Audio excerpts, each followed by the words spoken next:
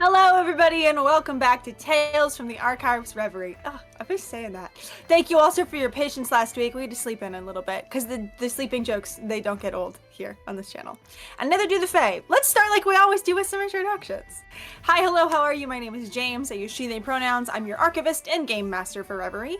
You can find me most places at Nice One James, other places at TTRP Gay. You can also find me watching the exact same Dragon Age edit over and over and over deep into the night, like a normal, sane, regular person. And that's me. Let's move on to my wonderful, wonderful cast. And we will start with Diana. Hi, I'm Diana. You can find me basically everywhere at Sapphic Dragonona or curling up with a good book and a warm drink at my local library. And this winter, I recommend that you do the exact same. Get a library card, guys. I mean it this time.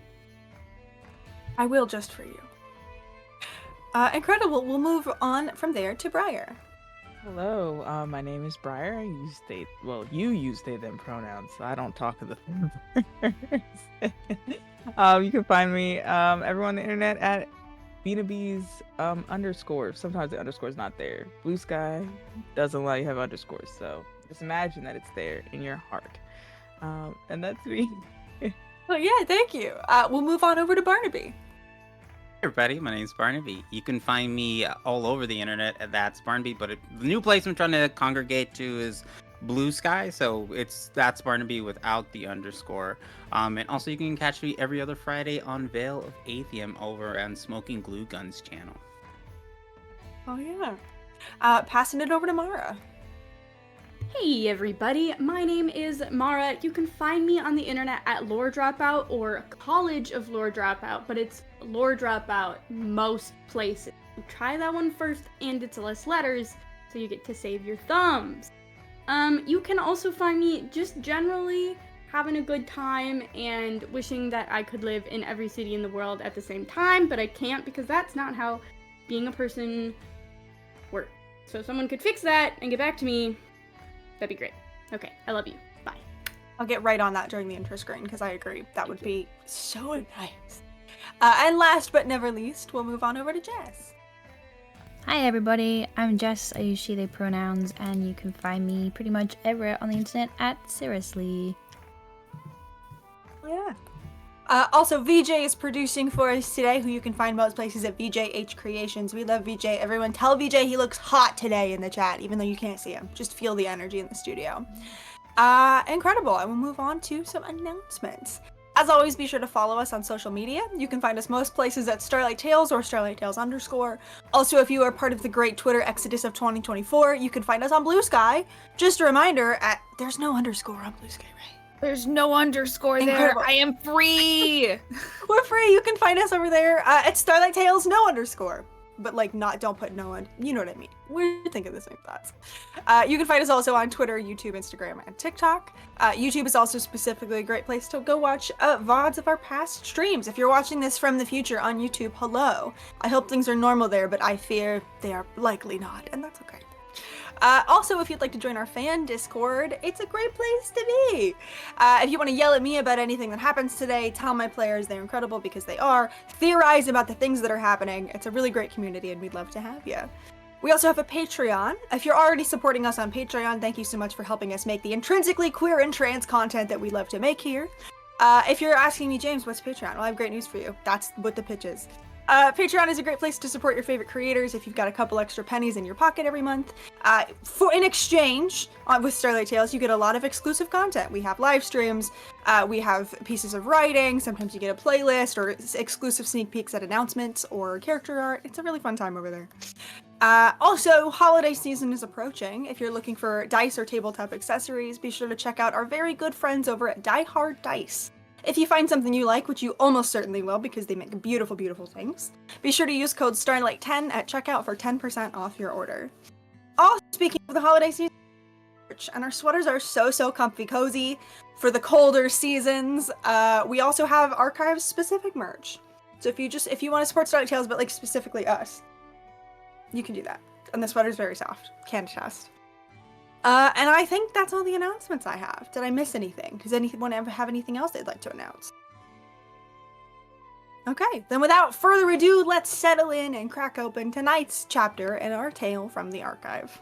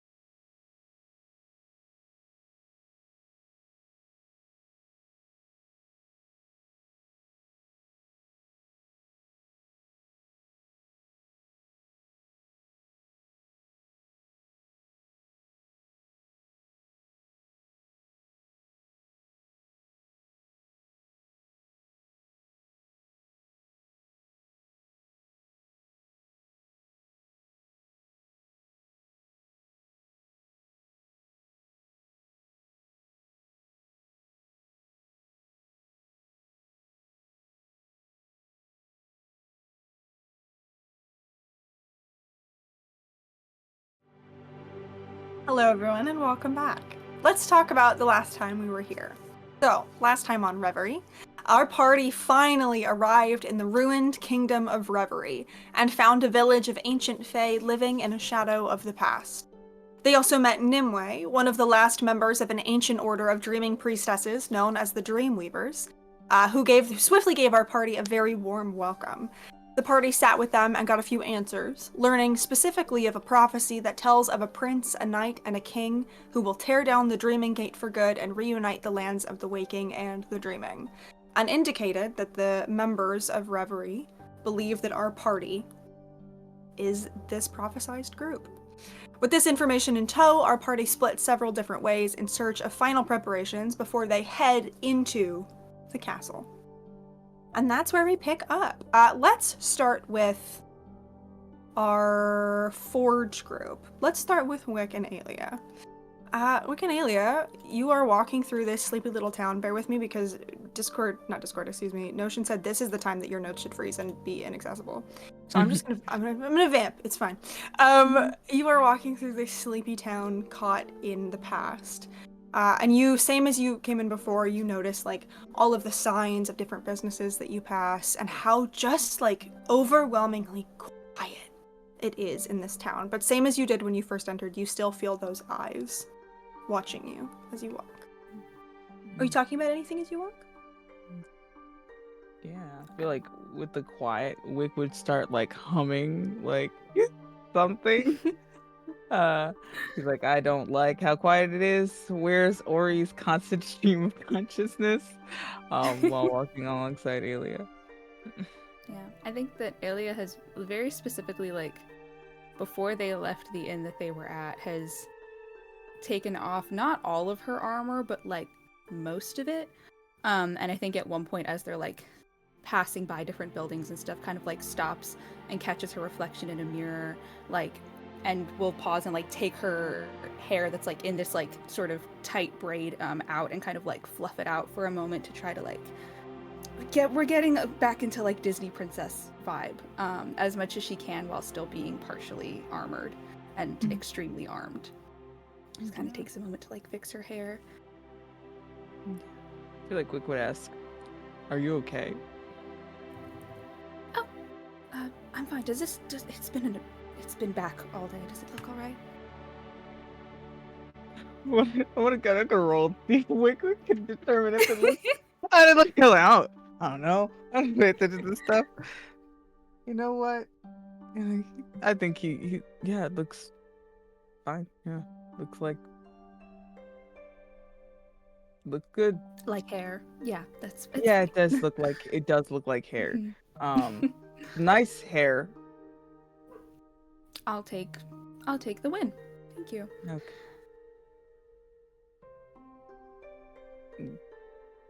Does your hair usually look like that? Usually, yeah, I wear it down most of the time, except when fighting. So it's been a while, but That makes sense. well, you know what they say about appearances being a weapon and all that, and keeping the blade sharp. And it actually might not be anyone in particular. I think it's just my stylist made that up to try to explain it to me. But Looks as a weapon. Mhm. Interesting. Especially at court. I can't say that I've ever had the privilege. Well, I wouldn't rush there, if I'm being completely honest.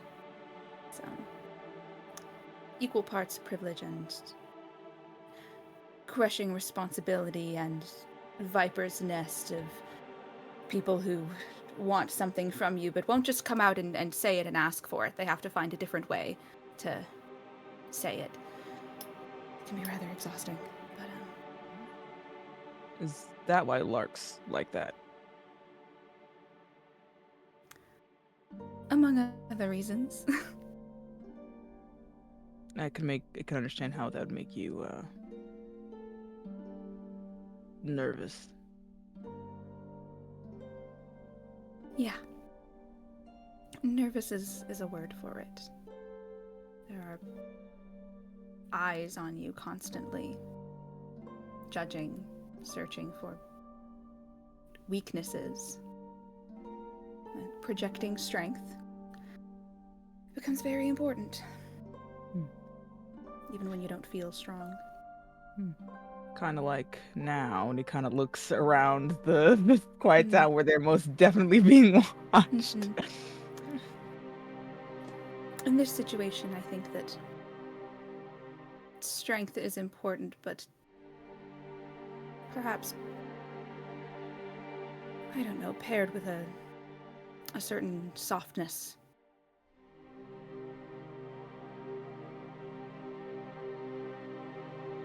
Wick imagines like what that would look like for him and just like slowly takes like his man bun. I wasn't implying that you needed to change your appearance. It's just for me. But you can if you want to, though. I mean, it looks nice. Thanks. So which of us do you think it is? Are you talking about the weird The tattoos? story, prophecy. There's a knight mixed in there somewhere, but it's not usually me. You hear many prophecies. More lately than usual.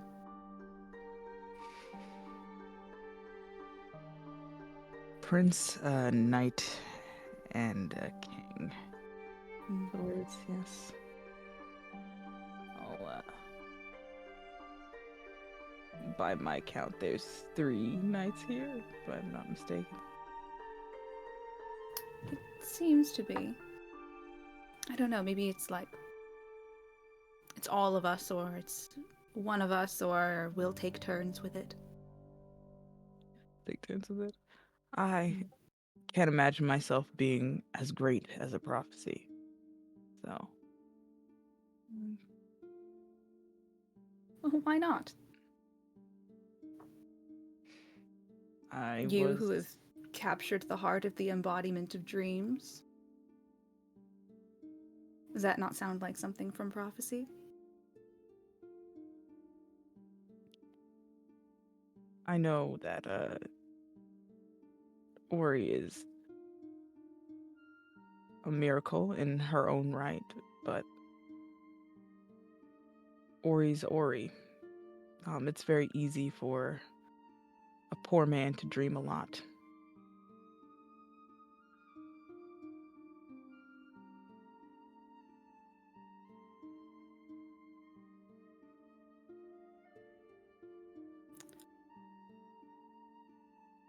I don't think that it's necessarily the quantity of your dreams that drew her to you.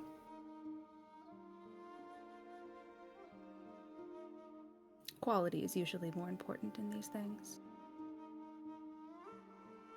And what do you dream about lately? Oh, going home to my dog. And all of the party planning that I complained about incessantly for the last 6 months and now wish was my biggest problem.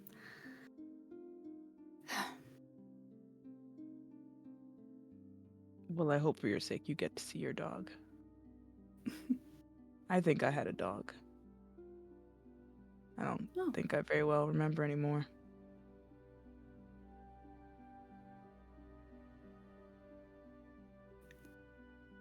Well,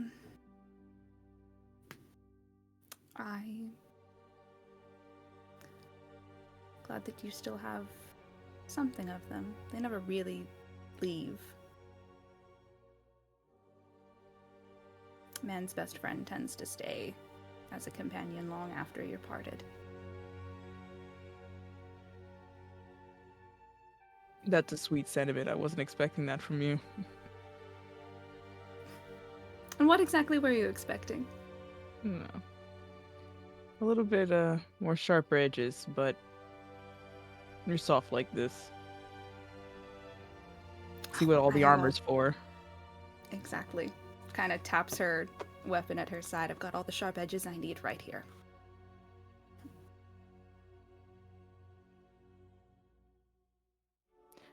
For what it's worth, perhaps, maybe it's Lise. It might actually be Elise. I think you're right. Ugh. Yeah. I don't think we don't have to worry about it. Just don't worry about it. No, it's fine. I've been a little bit of a bitch to her for the last few days, and I do need to apologize. It hasn't been a good moment. Yeah. Is there a reason for this bitchiness? As your words. No, it was bitchiness, major bitchiness in front of pretty much all of our friends. I am rather embarrassed with myself over it. She was dreaming before any of us knew, and took that as a bit of a betrayal, but trust is earned, and given what she knew about the royal family at the time, I can't blame her for keeping that to herself. Why did it feel like a betrayal?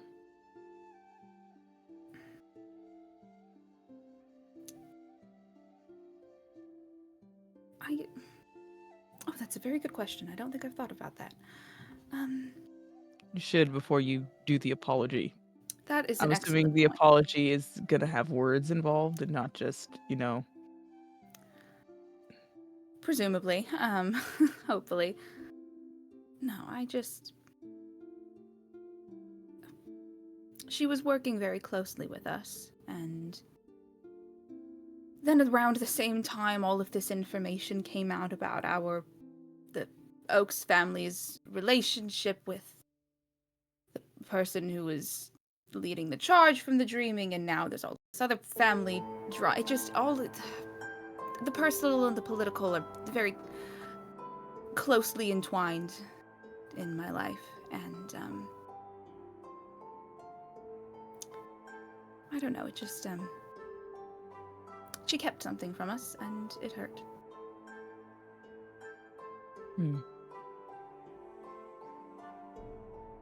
I think when you carry a lot of knowledge, the burden of it is not knowing what's a good place to put it down.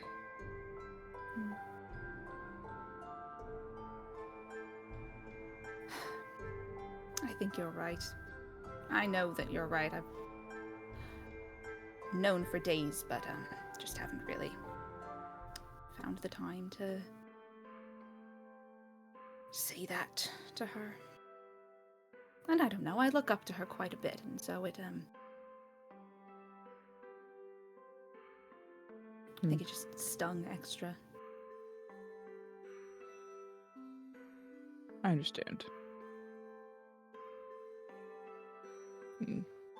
And we've been a bit busy. Nightmares and all, so. Also true. Very true. And I think this might be the last chance that we have before we all get very busy again. So. Yeah. Kind of looks over at the castle. Yeah, busy. Mm-hmm. Well, personally, I mean, I can't wait to see what else the two of us are made of in there. Should be fun. Not the word that I would use, but sure. Oh, I haven't gotten to flex these muscles in years. It's honestly been invigorating. Well, let's hope that it is the most that it is invigorating. Let's hope. It's about this time that the two of you kind of like round a corner in this sort of like swirl layout of a village, and see once again that sort of very faded and worn wooden sign hand painted that seems to have an anvil and a hammer on it. Yeah. I feel like Wick would open the door or hold the door open for Aelia. Chivalry's not dead. Yeah, the two of you can step in, and I think both of you are sort of instantly surprised by like the lack of heat in this forge. Like I think you expect like a wash of heat, as you are met with a not entirely empty room, but a room that, as far as you can tell, is devoid of people. You see the sort of like coals of the forge itself are still like flickering. This forge is not entirely died out. Clearly someone or something has been here recently, but there is no roaring fire. And you can see presumably the anvil on the sign that is there that is very worn, with a hammer. You can see also sort of like lining the walls are many very beautifully handmade swords, specifically in designs that are like Aelia. I feel like, especially as someone who fairly recently competed in the Marion games, like you're used to seeing like the best in weapon advancements and technologies and designs. And these are very clearly not that. But they're functional and they're beautiful, and many of them are inscribed with these like shimmering kind of like runes and archaic Sylvan that seem to give off light in the air. And there are weapons of all shapes, sizes, and kinds in here. As well as there's some like armor and breastplates, less armor. But yeah, almost as if someone has had many, many, many years to just sit and make things, but has nowhere to put them. You don't see anyone. Can I give like a hearty whistle? Yeah,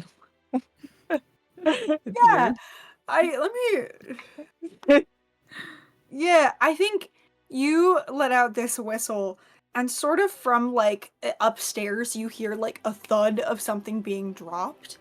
And there's a long moment, and then the two of you begin to hear footsteps.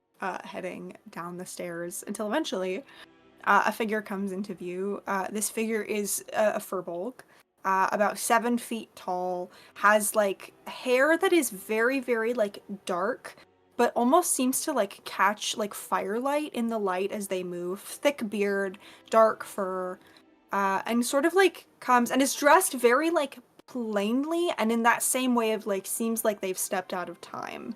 And this figure kind of like stops, like kind of pokes a very wary head through the door to try and figure out what the fuck that was, and then sees the two of you and blinks, and you see like the posture shift a little, and they step in the room and sort of just look at you. Hello, I am Wicked Rebel, and this is gonna introduce Dahlia to introduce themselves. Alia, hello. Kind of like gives you a little bit of a nod, and then like holds a hand up and will walk out the door that you guys just came in. And I think you hear a like small kind of like you kind of see them like wave a hand, and a moment later Nimue comes in. As you remember, the people of this village do not understand the language that you speak, and Oh my that may God, be I a forgot problem about when that. ordering weapons. And you see he like this figure looks like not like annoyed at you, but has a sort of, you get the sense like curmudgeonly sort of like, yeah, wait a fucking minute. And we'll come in and just sort of like hands on the hips look at you as Nimue sort of pokes her head and it goes, "Hi, sorry. Are you in need of assistance?" Just wondering if these are available for purchase. Apologies, we forgot about the language barrier. All right. They should be. Let me just, and kind of turns, and the two of them have a sort of like a quiet, not like hidden from you quiet, but a fairly quiet conversation in that same like ancient Sylvan. And you see the figure kind of like looks at her and like nods and says something, and then looks at both of you and like nods and sort of motions to the weapons on the wall, and says something to Nimue, who then turns to both of you, and Owain here can make something for you as well if you're looking for something custom. Material's a bit scarce, but we make do. Question. This is a GM Mhm. question. Like, I Yes. understand, like ancient Sylvan. Is it like one of those things where it's just like, is there any possibility of like picking up like a few words if I understand Sylvan? Not much. Not It's like okay. it's sort of like the like English that people would speak in like Viking times, or it's like Okay. technically these are the same languages, but like Mm-hmm. it sounds like Sylvan if somebody like didn't know Sylvan, Okay. essentially. So like you catch like words that are fairly like sound sort of vaguely familiar, but I think the intonation is so different that Mm-hmm. you can't quite catch Okay. enough to string together an understanding. Alrighty. You And were yeah, speaking. the two of them will kind of show you around the shop at the wide array of weaponry, and you sort of begin to get the understanding here that like there are many, many, many runes that can be put onto items or armor or weapons. If you would like to add anything there that is doable, you'll just obviously have to give it to him for a little while, for like a couple hours. There are also specifically 2 swords that I think catch both of your eyes here. There are many with like those runes pre-inscribed if you don't want to add them to an item of your own, but the 2 swords specifically that look much, much finer and more like enchanted than the others. There is a great sword with a black leather hilt and an ornate crossguard, and a blade that's been etched in worn, swirling ancient Sylvan, and each letter seems to give off the faintest bit of pure golden warm light. The second is a long sword with a deep brown wound leather hilt and a very simple silver crossguard. This blade also has swirling Sylvan, which is hard to say, written on it, but it's much, much smaller and engraved into the crossguard, so much that from a distance it almost looks like a pattern. And this blade sort of doesn't glint in the light in the same way, but I think you can feel the magic radiating off of it. And then there's just a bunch of weapons with like simple and complex rune work on them, essentially. Those slay. And also, if either of you would like to like investigate those 2 swords to try and figure out what they do, you're more than welcome to. Yeah, I would love that actually. Yeah, absolutely. What check would you like to make? I'll put it in your hands. We say Arcana. We could perhaps say history. I would rock with history. I think I could make a history check work. Yeah, hit me with it. Yeah. Okay. Let's see what happens here. Okay, 17. 17, beautiful. Which one are you looking at, or just looking at them both? I think the first one catches her eye a little bit more. First one, yeah, absolutely. I think there is a sort of like intrinsic part of you that feels like drawn to this blade in a way that you don't really understand why until Owain will like kind of lift it off the shelf and hold it out for you to feel the balance and the weight in your hand. And the minute you feel it, you feel like the warmth of just like brilliant sunlight. Not too hot, but like comforting. This is a sun blade. You put that here for me. I want that one. Yeah, absolutely. You can sort of like maintain a hold on this, and Owain does not seem upset. As if you kind of like glance at the other one, you can't quite tell what it is. Wick. Both of you, I guess. Is there anything that you would like to look at in here? Yeah, I feel like Wick would make pretend looking at everything else because I don't think he's used to having something fine like made as that. When he's like side-eyeing it, trying to like, what's going on over there? For like kind of like trying to act like he doesn't want it, going over there to look at it. Oh yeah. At the other sword? Yes. If you'd like, you can make me the same, either an Arcana or a History check. He's so dumb. I believe in him. Can I offer a help action or I think like Aelia just like seeing that Wick is like a little bit uncomfortable with this will kind of is the person who's willing to like break the ice and go for the super expensive section of the shop. And is definitely like over there and I think is like asking questions about it through their translator and like is like, yes, tell me. Yeah, absolutely. Okay. What does the help action do? What does that do? You can have advantage. Okay. All right. It's a 10. That's a 10? Yeah. That's okay. Yeah, I think one can feel that this is a very, very heavily enchanted weapon. And I think you can sort of get a sense looking at this that, like, you recognize, both of you would recognize, I think, like, weaponry that are enchanted to, like, you know, like, make extra deep, like, wounds and cut precisely. And I think that you kind of get the feeling this is a weapon whose enchantments are far more about, like, perhaps spell work or abilities or something similar. This is not a weapon. Obviously, like, weapons are made to fight and to harm, obviously, but this is a weapon. There is something else in this weapon as well that you can't quite put your finger on. And I think Nimue will sort of like come and like linger at the edge of your vision, trying not to like intrude on this moment, but very clearly like making themselves available for any questions. I'm gonna see if he asks. Just Yeah. Okay. I feel like Wick would take the sword off the wall and for once like not care about like the utility of the weapon and just care about the fact that it's pretty. Yeah, absolutely. I think as you sort of hold this weapon, you sort of get this like rush of like certainty. It's hard to put something tangible, but it's like the confidence of knowing you're right about something. And I think sort of seeing you like weighing this and holding this and seeing both of you looking at it, Nimue will sort of like poke ahead over and go, oh, that sort of truth-telling. Truth-telling? Yes. This is one of the oldest blades here, handed down more than made. In history, wielded by virtuous people dedicated to the truth and history, and it's nice. Yeah, it is nice. It's beautiful. Kind of like looks between the two of you and goes, well, and sort of just like takes a couple steps off, very clearly like aware of the fact that you have just met them and not wanting to be like, I'm with you guys now. We're all besties. Yeah, just kind of like walks around and looks and stuff, not too far off.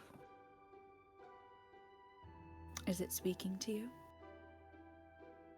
Is yours speaking to you? Oh, certainly. What is it saying? Oh, it's saying, Alia, let's kill some fucked up shadow nightmare monsters together. And frankly, I am very excited to do just that. Sorry, I meant metaphorically. It's not actually Okay. speaking in my Thank. mind or anything like that. It took me a moment. I got that. I think it's nice. It's a nice weapon. Yeah. Nicer than anything I've ever had. So that's. You need to look for Elise. Something for Elise. Okay. Well, do you think you're going to be taking that one back? Yes. Wonderful. I think kind of takes Alia will kind of take a moment to look around at the other, just more sort of like slightly more like standard fare weapons. I think I'm pulling this out of my butt fully. So let me know if this is Yeah, hit me all with this it. flavor. Just like I think a sword with kind of like a curved blade, almost like a has a little bit of like a pirate saber kind of like adventurer flavor to it, with like this like dark blue ribbon attached to the hilt at the end, and like this like sun and or not sun and moon, like moon and stars like motif kind of like carved into the blade, and the blade itself has a little bit of a curve and it almost looks like a crescent moon. And I think that her eye just catches on it, and she's like thinking very hard, and her mind goes back not into her own memories but a memory of this version of her, of Alia, who stuck the course and became a knight when she was very, very young, absolutely devouring a book for maybe the first time in her life when she was a teenager. Reading was very hard for her. Reading was not something that she did very often for enjoyment. But it was the first one in a series, and it was The Adventures of Lady Luna, and it was about this like dusk court like princess who ran away, and then she became a pirate, and then she went on all these crazy fuck ass adventures, while still like maintaining her knighthood and like trying to do good. And it was about like morals and monsters and all of this crazy shit. And in her mind she's like picturing this knight on the cover holding a sword that looks very similar to this one, and in her mind's eye it kind of travels down to the author, Elias Malahide. And I think that without even thinking about it, she just picks it up, gives a few experimental swings, and turns back to look at the blacksmith and is like, this one. Kind of like gives you a little nod. Wonderful. We'll kind of turn to Nimue to translate. About payment. I have absolutely no idea what kind of currency you use here. Are these? Is How this does all that you'll be work? getting? These three? Turns to Wick. I think so. Unless you wanted something else. I guess above table. What was Ori going to go to a shop? Tall? Yes. Okay. Or he's going to like the fantasy general store, essentially. Okay. General store. Okay. Yeah. I know you described. Is there any like I don't know bracers in here that I could get like a rune on? Yeah, sure. Fuck it. Yeah. Okay, beautiful. Like I can't imagine this man handing Ori a weapon. That feels like giving a baby a gun. Or- It feels very like Could be funny. But It yeah, no, could be absolutely funny. not. Yeah, we're trying to look for oh man, I had the rune that I wanted to getting bracers with a hill rune on it. Hell yeah, absolutely. 100%, yeah. And I think Nimue will kind of like look to all of you and like translate your order as well, and just are all of these for the two of you, or are any of these for your friends as well? kind of holds up the moon sword. This is for our companion Elise. And bracers are for Ori. Perfect. Then it's been taken care of. Oh. Kind of gets like the expression that someone gets in their face when they're not really sure how you're gonna react to what they're about to say, but are trying to like keep the spirits up. Kind of just like, Thorn came through actually and paid for each of you to get an item of your choice.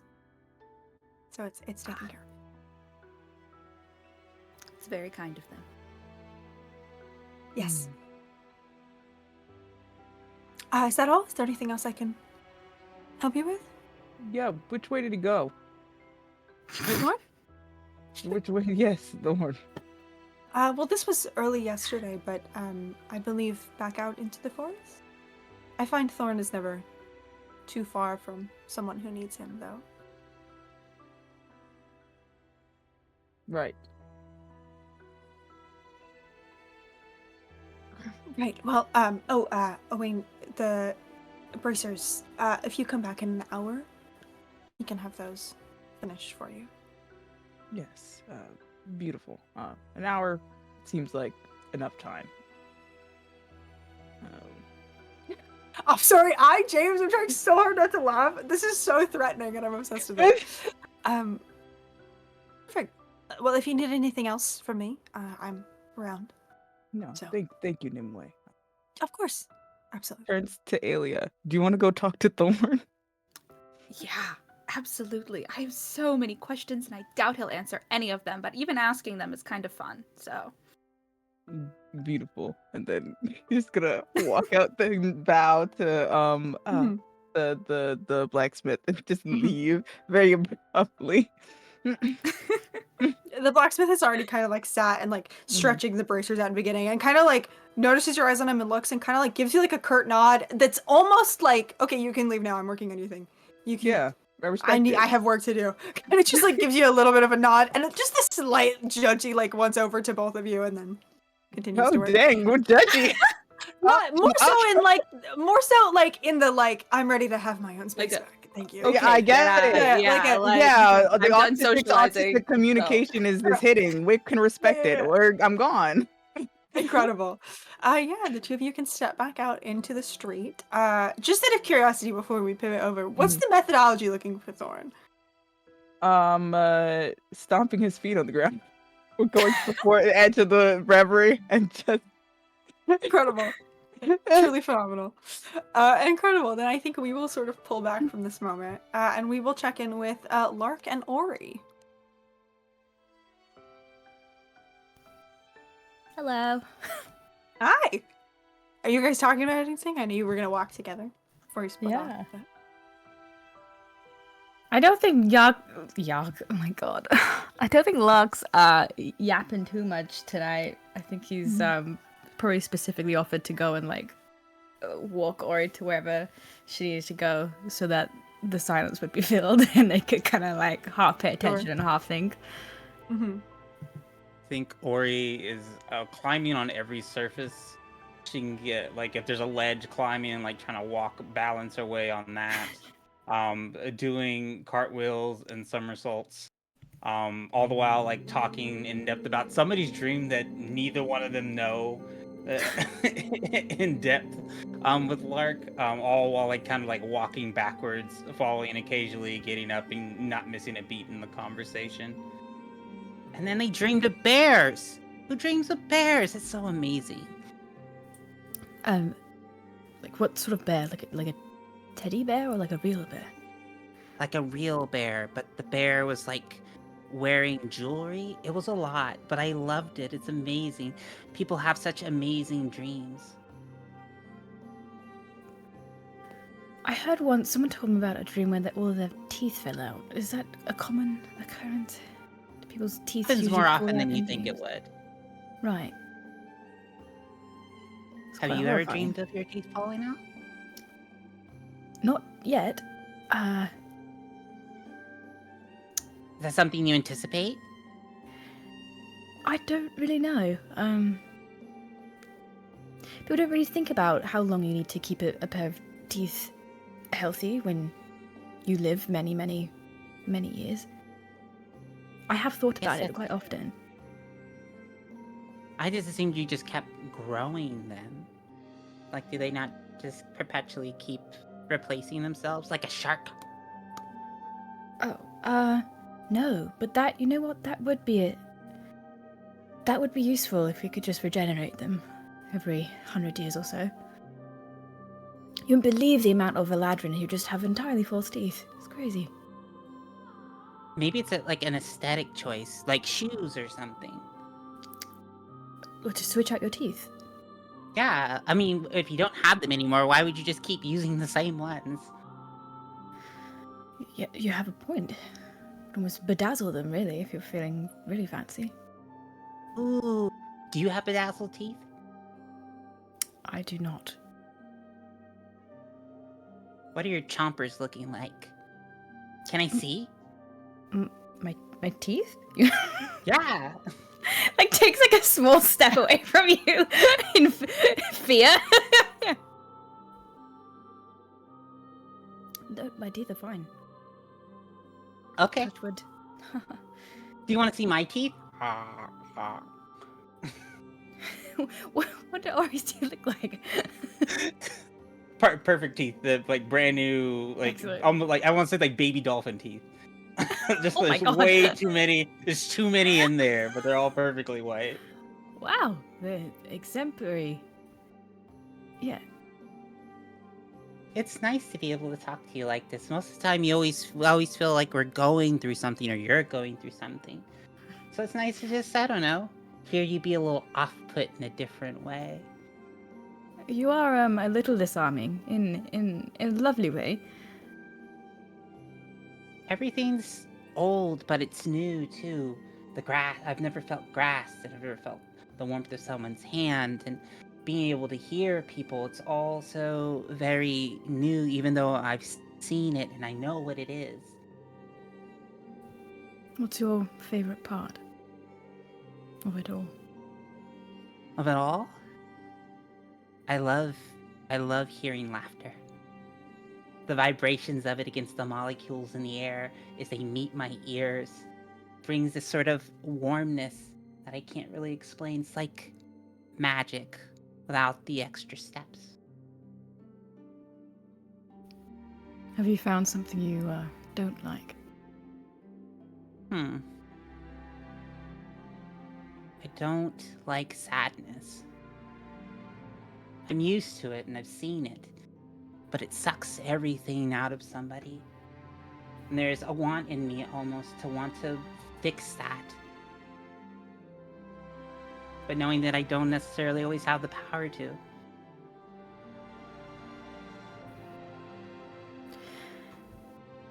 I think much like with nature, there's balance to everything. You can't appreciate the laughter if you can't appreciate the sadness. They are two sides of the same coin. Indeed. What's on your mind tonight, Lark? I'm going over this riddle, I think. For the three. Do you fear parts of it?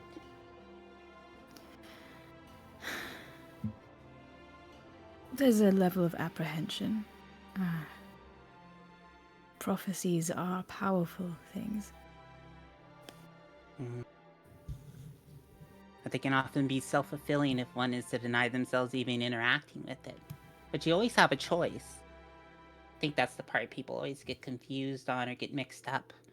Dreams aren't sent to you, they're created by you. And I think the same thing goes for fate and prophecies. You're very wise, Ori. I think so. They bring a certain perspective to the world.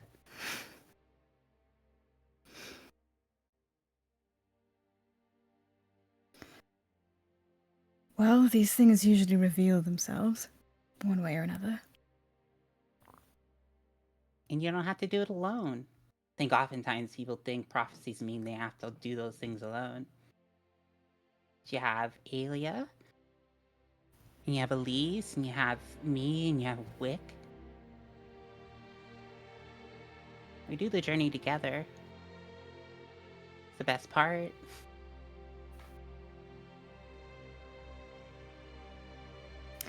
What are you shopping for tonight? Everything. I don't Have know you, how long. Have you ever been I to a don't- sweet shop before? What's a sweet shop? Ah, okay. I'm gonna start looking for a candy shop. Yeah, make a perception check. Guess who didn't get their dice out? And don't forget you have a d6 as well from the Dream Blessing. Oh, well, that's a 23 without the d6. Gorgeous. Yeah. I think as you sort of like walk, you keep an eye out, and I think there are a couple of like shops that you see that have been like boarded up over time and who clearly no longer run. But as you're walking, I think you don't see like a sweet shop, but I think you begin to smell something sweet in the air from somewhere like on the street up ahead. These streets are like very windy, so it's hard to see what's ahead until you're there. But someone here, something here, is making something that smells very, very sweet. Do you smell that? I think we might be on the money. Do you have a sense of Smells smell? delightful. I do. It's new. I've always existed. I know of the world, but have never been able to touch the world. And since Wick willed me into existence, I can feel, I can touch, I can taste, I can hear. Well, let's go explore these senses, shall we? And I kind of like grab your hand and kind of start marching towards the smell. Yeah, absolutely. The two of you walk. First of all, I think, Ori, you note where the shop you were heading to is. You have to sort of pass it to get to the sweet smell. But you clock where it is. It's not far from where you're going. And eventually you find your way to a building very, very close to the heart of this village. You can see, like, windows are bright and well lit. The paint is, like, fading, but you can see there were once, like, hand-painted flowers and vines. There is no sign on this shop, but the smell is very clearly coming from here. As you can also see, the door is, like, slightly ajar. It does look And I like a think you shop see and not too- someone's house. No, it looks like a shop. Okay, cool. And I think you can see too, like, a little bit kind of like down the street, you catch a glimpse of like two really big eyes at about child height, just like staring at the shop. And then like sees movement and like kind of darts out. But yeah, very clearly like a shop. After you. Yeah. I think who's running in. Absolutely, the two of you can step in and you are instantly like overwhelmed by that like sweet like smell of like candy being made that's like almost sickly sweet, but it's sort of like perfect, just shy of it.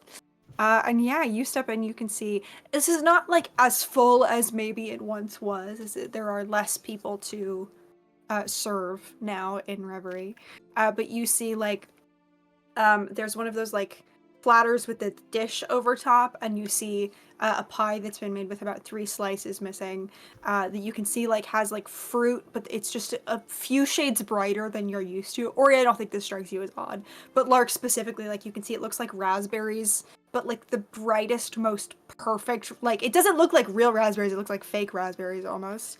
And you can see there are a couple of glass containers that seem to have almost like saltwater taffy in them or something similar.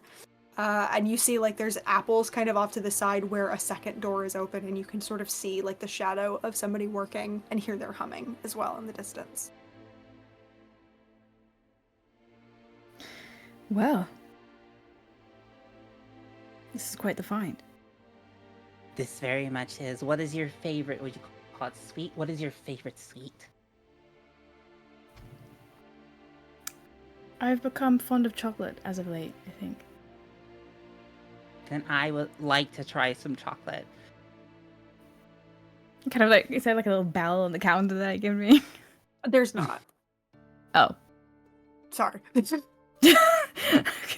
just cleared my throat.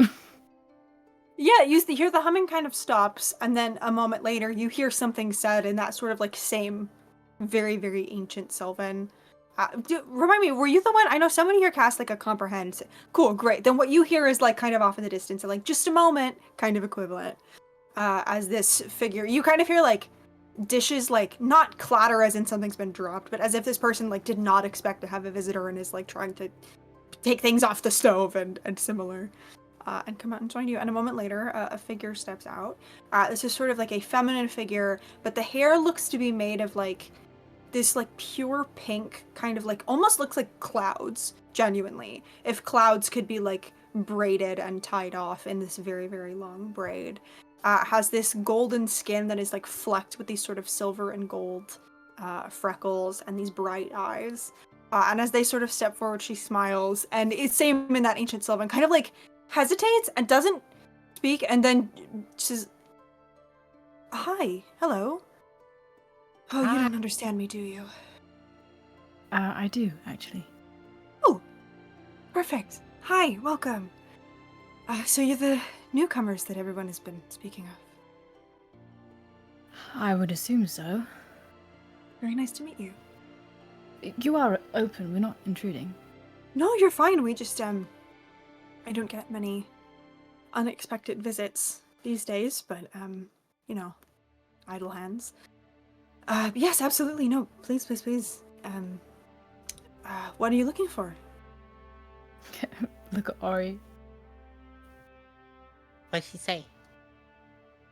Oh, what are you looking for?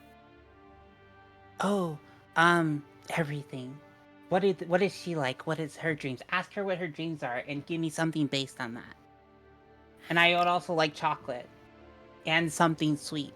Please. Go ahead, turns back. I have a list. Perfect. What, chocolate, if you have any. Yeah. Something, based on maybe a dream of yours. All right. And the third thing is everything. Okay. One of everything or just everything? A selection would be marvelous, yes. I can do that. Wonderful. Anything we don't like? Chloe, squid, sorry, I don't think so. Right. Give me just a moment then. And you see this figure looking like truly, truly delighted. Sort of like steps off and like kind of does that thing when you're overwhelmed. You're like turns and like stops for a second and very clearly mentally goes, okay, where the fuck do I start with the everything? And then we'll sort of like take a breath and begin scurrying around. And it takes like a couple of minutes. You see this figure kind of like dip back into the room that she came from and then sort of like cross and then come back and like pull things out. This takes a few minutes. Is there anything that either of you are doing? While everything is collected.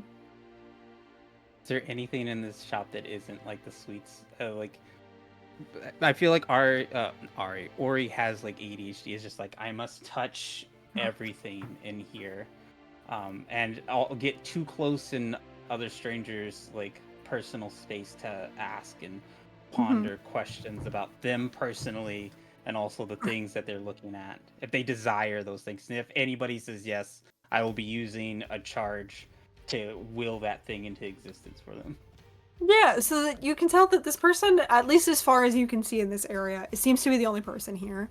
But there are a few, like you see like some family photos, and it seems to be like some like needlework kind of like up and around. This seems to have been like a family owned, like inherited over the thousands of years that they've been here kind of business. And so because of that, there are like trinkets and pictures and handcrafted things, and yeah, there's a lot in here. Is there anything that appears to be broken or out of place?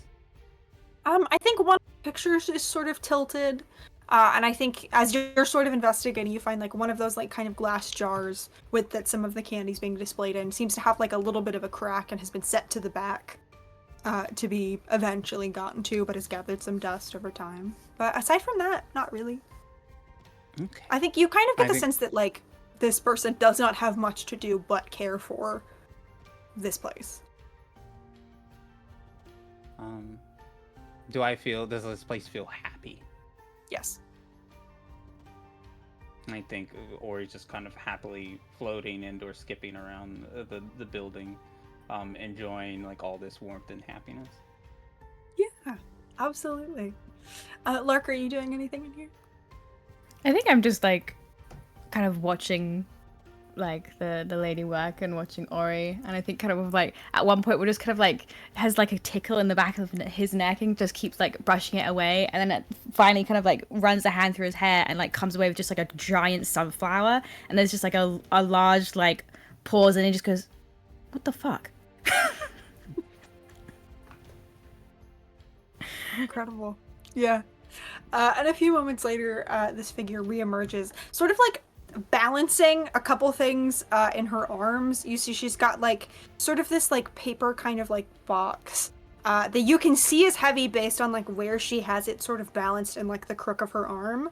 And you see she's also got like she's got like a little bag that's been like rolled up, and then she sort of like puts them down on the counter and lifts the lid on that pie and cuts like there's a few pieces missing, so cuts about like half of what's left, which is like just over like a third of the pie, and puts it kind of to the side, and then like sets it down and kind of looks at all of it and goes, right, I think this is a little of everything. So as soon as she comes back, stuff the sunflower in my pocket, and then I'm just like staring bewildered and go, "Oh wow, thank you so much." Of course, yes. Anything, kind of like gives you a look and seems to judge her words, and just anything for people who are going to fix all this. So.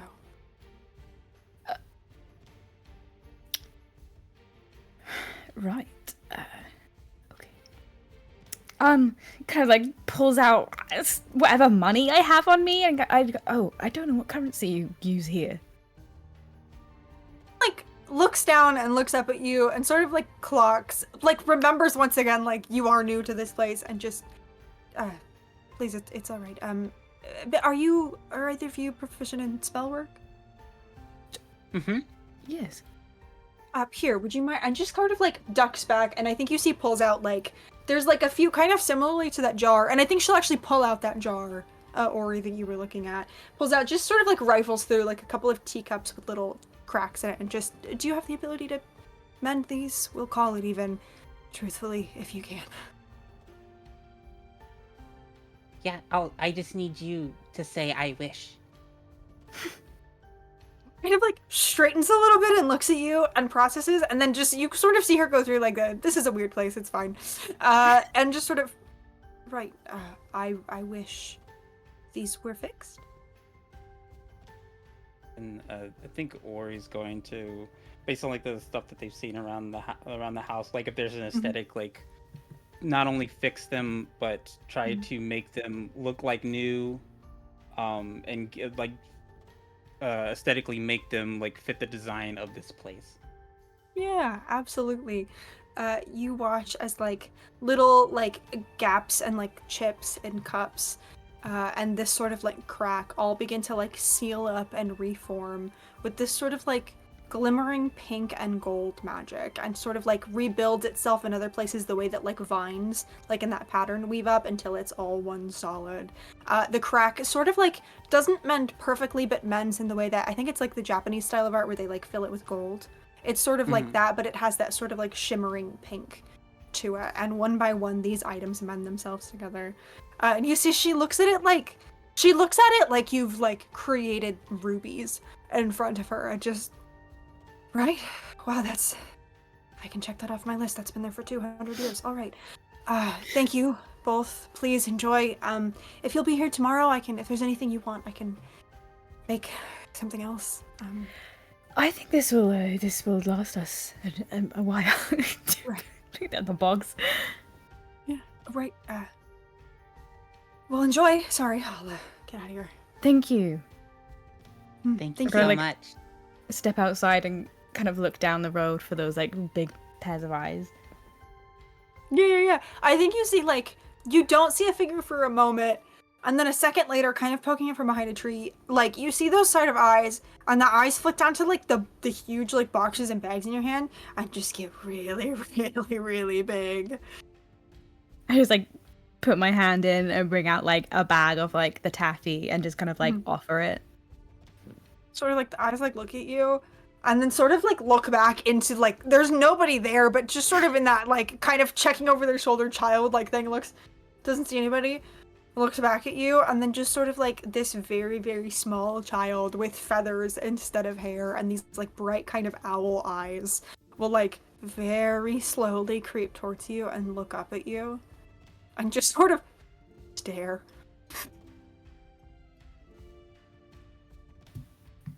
Would that suit you? Very gently like take their hand and like put the taffy into it and like close it over. There you Sort go. of like takes the bag from you, and this bag, like even this smaller bag is like the size of their head, and just sort of like takes it and like hugs it and looks up at you, and then like takes like 3 like sprinting steps off, and then like stops so hard that if this were a cartoon it would make like the noise, and stops and turns around and with the one arm that's available just throws an arm around your leg and like hugs you really, really, really tight, and then just steps back and looks at you and then runs, just vanishes. Okay.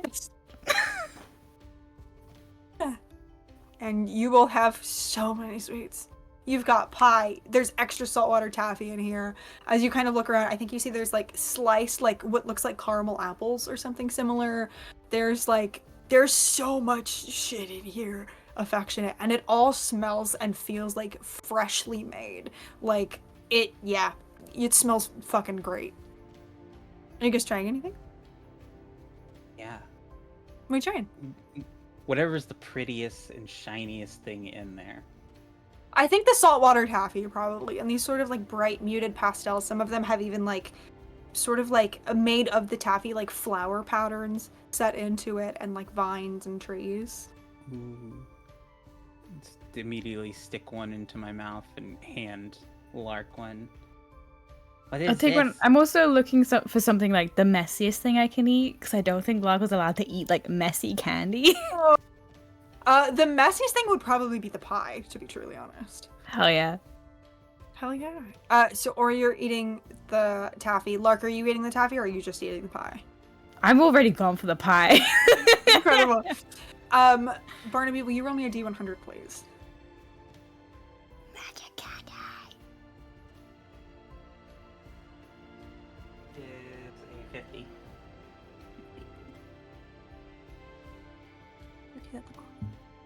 Incredible. You feel like, first of all, like you eat this candy and you feel like the sort of like sweetness of the first like ripe fruit of spring. Like that fruit that like you look forward to all year and you get it in winter and it's just never that good. But it's like the first like perfect good one.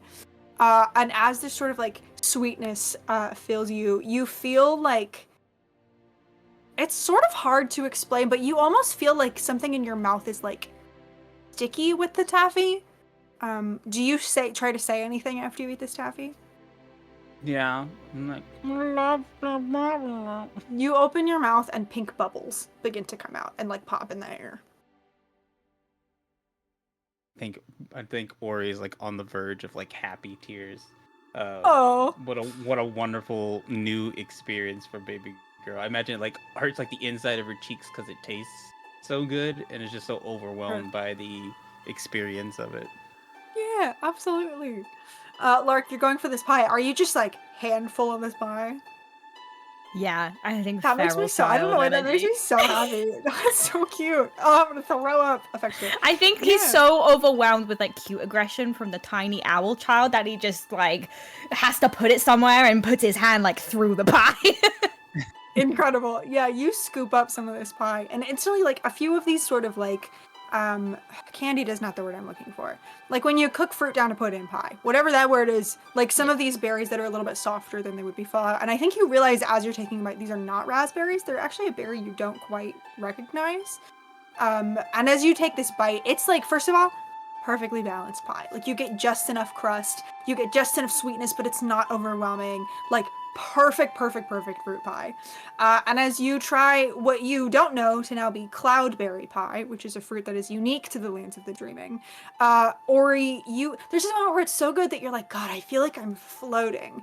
And then you open your eyes and you look down and you are floating about 5 feet off the ground, and we'll do so for the next 10 minutes. Fuck yeah. Yeah. I think Lux just starts giggling. Cute. I love your laugh. Can you do more? Bubbles. I think despite themselves, just starts like cracking up. Like thinks this is really fucking funny. As you sort of like laugh and bend over, you see you start to sort of like do like the slowest airborne somersault in the world, as gravity also does not quite apply to you in this moment. Beautiful. Yeah. And I think that feels like a very fun place to pull back from and pivot over. Both of you take a point of jam inspiration, because that brought me sort of an inordinate amount of joy, so thank you so much. I need to go get some like fizzy sweets now. God, no, I want saltwater taffy so goddamn bad right now. Incredible. And then we will pop over to research team, Elise and Tavia. You both have this like sort of like stack of well-worn old books and like carefully preserved paper on like thick parchment. What are you looking for? Where do you start? I think the first thing Elise does is like consider Tavia for a really long moment, and then can I use 2 spell slots and cast comprehend language on Tavia? Yes. Instead, perfect. I will use two spell slots so I can mess up that spell. Incredible. I know that you're casting it to understand Ancient Sylvan, but for a moment I did sort of process it as this guy can't read and I need to just try to fix that. Either way it works. Yeah. I think this is like, we've made fun of Tavia for being a little illiterate. And I think for a second she's like, was that actually a joke, or can he not read? Either way. Sure. So yeah, comprehend language on Tavia. And yeah, then... absolutely. You see, they're sort of like holding this like worn paper, and I think you see Tavia having the same thought of like, I'm not good at reading. Why am I the one sitting here? That was a poor choice. And sort of like blinks, and then blinks a little and squints, and you see like he does not notice casting you this spell, but he sort of like looks at it and looks at you and goes, I can read this. Oh, really? Interesting. Okay, so like does not acknowledging it at all. Incredible. And yeah, you can start. You can give Tavia their orders. And what are you looking for? What are you asking Tavia to look for? Perfect. I think Elise will give Tavia like the fun job of like, I want you to find any like interesting like fairy tales, folklore about the area. Like, what are the stories, the fiction stories they tell here, because you can learn a lot about a culture by the fiction that they tell. Sure. So sends Tavia on that route, and then Elise is digging into like the history of the place, as like starting as far back as she can find, moving forward, specifically like, okay, what is the accounting here of what happened when the dream world and our world like split, like what happened there, and then like, all right, what's the municipal structure of this place look like, how is it functioning, and so just like getting really into like the nichest parts of research she can. And I think like the same feeling that Lark is having of like feeling and somersaulting and Ori is having with the bubbles coming out, that's what Elise is feeling inside, is just like diving into these old, very dense, boring tech. Incredible. Yeah, so we'll start with what you find and then we'll move to what Tavia finds. You are absolutely able to go through. Nimue has sort of brought you like everything, covering a wide variety of topics, because like Faye also didn't really know what you were looking for. So I think you can find like a few down in the stack. This like well-worn, not quite book, but like bound like leaves of parchment that go into detail on like the like government structure of this place like 1,000 years ago, and like there's even like some like minutes of a meeting that like the townspeople had with like a representative from the crown, and like you get an idea of this sort of like what mundane life was like in the village of Reverie 1,000 years ago. There's a lot of like, it's a lot of just like really like mundane things. Like there's like a farmer who talks about like wanting to use magic to like encourage crop growth in order to ensure that like that patch of ground that they're using this season is like the most fertile, and like there's some debate back and forth about like whether or not to turn a patch of land into like a druid grove and the benefits of it versus like a hallow spell, and like a lot of just like very mundane things like that. Yeah. And I think through that you also like come to an understanding that like if these were the most pressing concerns that these people must have been like, I mean they are like important concerns, Yeah. but they must have been like fairly like happy and taken care of as well. And you see that reflected in like the ambassador from the crown that sort of like speaks on behalf of the royal family. And yeah, you can sort of like go through, you get one that's like a roster of like knights of like a royal order from about the time that you think like it's like 1500-ish years ago. Time is a little funky because the Dreaming Gate obviously in time passes differently. But you find a roster of knights from like just before you think probably the Dreaming Gate was put up. I think you find there's some like back and forth correspondence from someone who seems to fulfill like a captain of the King's Guard or some sort of similar position overseeing knights and like knighthood and the granting of like a guard to a knight. There's some like back and forth about a knight called Sir Cedric, who like there was some debate about it because like Sir Cedric was a newcomer, like not from Reverie, but had performed like a number of like acts of valor on behalf of the crown, but they don't often give it. So there's like a lot of back and forth on it, and you find that like the ending point of that was like, yes, Sir Cedric will be granted a knighthood. And I think you get the sense from this as well that there might have been like a little bit of interference from the crown pushing for that to be a yes. There's nothing like, you don't find like a letter from a member of the royal family, but like the way that the tone shifts and it mentions like people would be really happy, like you get the sense there was perhaps some meddling in this. Yeah, there's a lot in here. Is there anything specifically in like that time period of life that you're interested in? In that time period, I think Lise would just be looking like at the names recorded. Like, are there any family names that like are around in Everglen? Like, you know, that kind of thing. Ooh. I aside from Oaks, obviously, which was still the royal family, I don't think you really find any that you know of at the very least. I mean, obviously there are many, many people in Everglen, but nothing like jumps out to you. But like through the most prominent families in Everglen, right, there's no clear like, this was their great uncle. Right, like you don't get the sense that necessarily like nobility has sort of like carried over necessarily, unless family names have changed, which happens. But nothing that you know.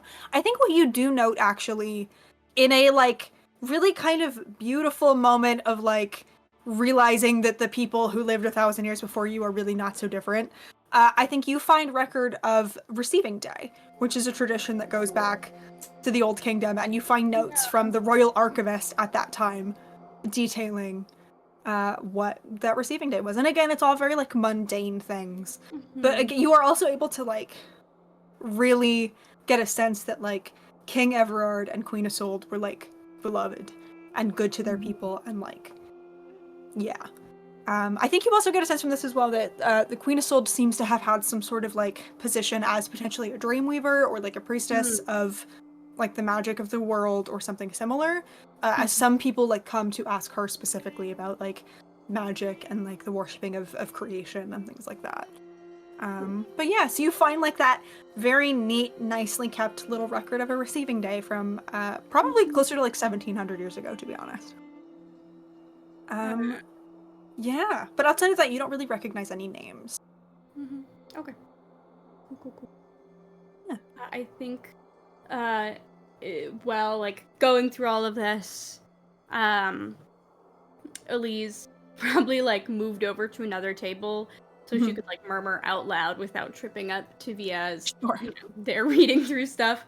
And I think just, like, after reading this, like, receiving day record that was written by another archivist, I think Elise, like, kind of, like, shoots a sharp look over, makes sure Tavia isn't watching, and just, like, kind of gives, like, a very gentle, like, soft little kiss to the top of the book, just as a, like, thank you, Oh. archivist to archivist through the history. Yeah. Kind of put that down. And then, yeah, just diving in, making so many notes in Mhm. her own notebook that's, like, basically full at this point from everything she's recorded about the dreaming so far, and, like, trying to make dots and just, like, fully diving into this research as much as possible, to the point where, like, if anyone tries to get her attention, it's gonna take a couple, like, Elise, because just, like, right, and so then I wonder if this is connected here, and, just, like, conspiracy boarding out on the table. Yeah, absolutely, you can do that. I think about, like, partway through this, you see a hand kind of enter your peripheral vision as Tavia, like, sets down a, like, refilled cup of tea. Essentially, you could sense Tavia has, like, paused, gone into the kitchens of whatever this place is, made themselves at home, and brought you something. Does not interrupt you, but just sort of, like, sets it down a little bit and goes back. I think in a sort of, like, kind of opposite to the way that you're, like, taking notes and, like, methodically going through everything, Tavia has, like, feet kind of kicked back on another one of the chairs, has, like, a cup of coffee in one hand, and just sort of, like, balancing a book, and will, like, put it down and flip a page, and, like, moving at a much slower pace than you, but it seems to be, like, make me an insight check if you don't mind. Ooh, that's a 19 on the die, plus Beautiful. 8, so a 20. Beautiful. Yeah, so I think that you can instantly see that, like, one, Tavia is enjoying themselves, which I think surprises you a little bit, because he was also kind of, like, bitching and moaning about it when you first started. Yeah. But I think you see there's something in Tavia's posture that tells you that, like, this is the first time he's been able to get lost in something this way in a really long time.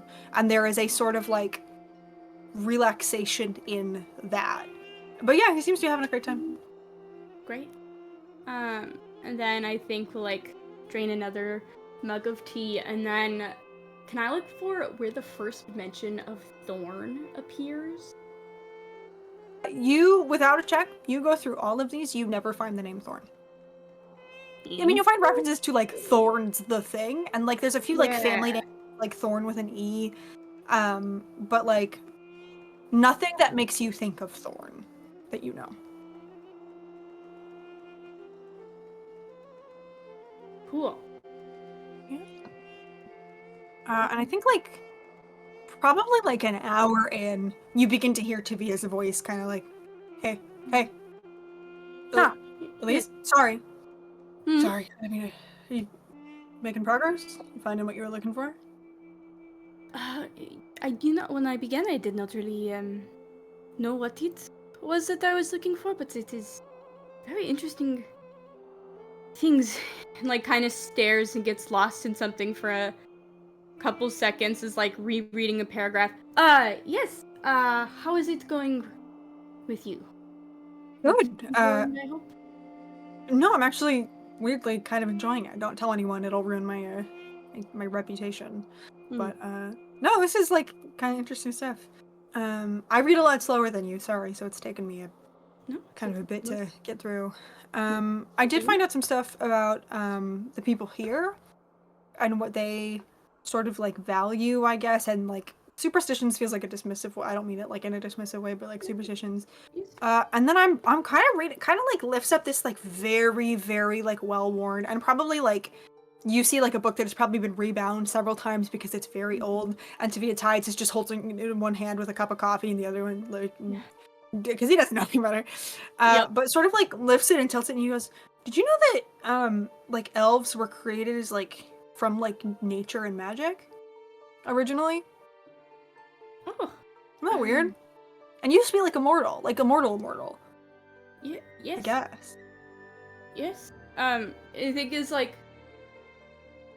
every time kind of, like, moves around, like, like, and I think he's sort of, like, gesticulating too much with the cup of coffee for this to be, like, strictly safe, but doesn't seem to clock what you're doing.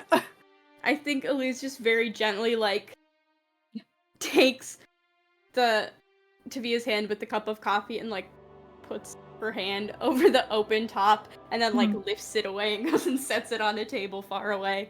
Like, Oh shit, sorry. I didn't spill any, if that's what you're for. yes, good. That is interesting. Why? Yes. What can can I see that book that you have? Oh yeah, for sure. Kind of like sit up a little bit, take his feet off the chair, and hand it over to you. And yeah, you see this seems to be like a book of like mythology of the galaxy from a long time ago. And yeah, the story that you see Tivia is reading right now is the story of the creation of the elves. And it tells of this very ancient order of like beings of pure creation known as the Starkitects, who built the planets and the first people from the very essence of their being. And like you get the sense from this that like these creatures potentially, if they're real, predate like what this book refers to as the Shattered Gods, which is like the pantheon, the Castilian gods. Right. And this story like tells of many of the like creations of like the creatures that the Starkitects brought into this world. But the passage that Tivia is reading is about elves specifically. And it says, I'll just read you a little bit. It says, like, among those creations were the elves, beings crafted of the same fabric of the world around them.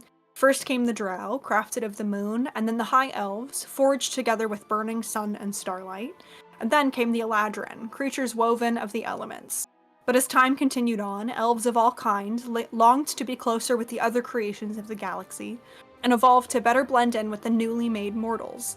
And even when the first of those mortals stole the power of the Starkitects and banished them, rising in their place to share their power and become the first of the gods, the elves remained immortal, tied irrevocably to the eternal elements they were bonded with. While other elves and creatures of the galaxy discovered mortality one by one, the Eladrin remained steadfast. Still, they aged in their own way. The longer the Eladrin lived, and they lived for many, many years, the more they reverted back to the element they came from until they finally rejoined their ancestors as ancient trees or flowing rivers, gusts of wind and blazing hearths. They stayed like this for thousands of years until one began to dream of a different path. And as you read, this begins to tell of a story that I think you start to understand as a story, if it's real, because this is a book of like, you know, folklore and legends and myths, of a prince who fell in love with a mortal and supposedly reached into the magics of the world and gifted his mortality to his love, and was the first of the Eladrin to die a mortal death. And it kind of continues on from there, and some of it gets a little bit, like, you can tell that somebody, like, went crazy when they were writing this, and the mythology begins to fracture a little bit. But that seems to be the core of this creation myth. Oh, this is beautiful. Yeah, right? Cool. Yeah. Did you know that? You know, like, everything. I also don't know much about, like, gods and stuff, so. This is, not really my, field of study, so, no, I did not. Sure. I think, and I think Elise just gets, like, really lost in thought again for a while. Yeah. I think Tavia kind of, like, sits there looking at you, like, waiting for a response, and a few minutes passes, and you see him kind of go, you don't see this, but, like, in the background, he kind of goes, okay, it's gonna be a minute. He, like, picks the cup of coffee back up and just sort of, like, dissociates until you're ready to, like, surface with your thoughts. I just... We, this, a theme of giving up a portion of oneself to do something is something we have seen a lot. I mean, it is. I'm just thinking, you know, when the queen, opened the gate and made all this possible, she severed the part of herself and that we think is here. So I think there is something to this, if not a trueness to the myth. It is well founded, I think, in context of what we know so far. And then, like, kind of waits for Tavia to, like, chime in with the thought, and then is like, that's probably not gonna happen. So, like, this is good work. Oh, good. Did you want to see the other thing I found with the superstition? Oh, yes, Less great. like I was- broad creation of the people kind of thing. I just thought it was interesting. Kind of like you see riffs, kind of like rifles through a few like pieces of parchment in a little stack, and then carefully pulls one out. And I think you see it's sort of like a handwritten account. You think potentially by Nimue, from like some time ago, maybe when they were studying, of like values of like Dreamweavers and the people of Reverie.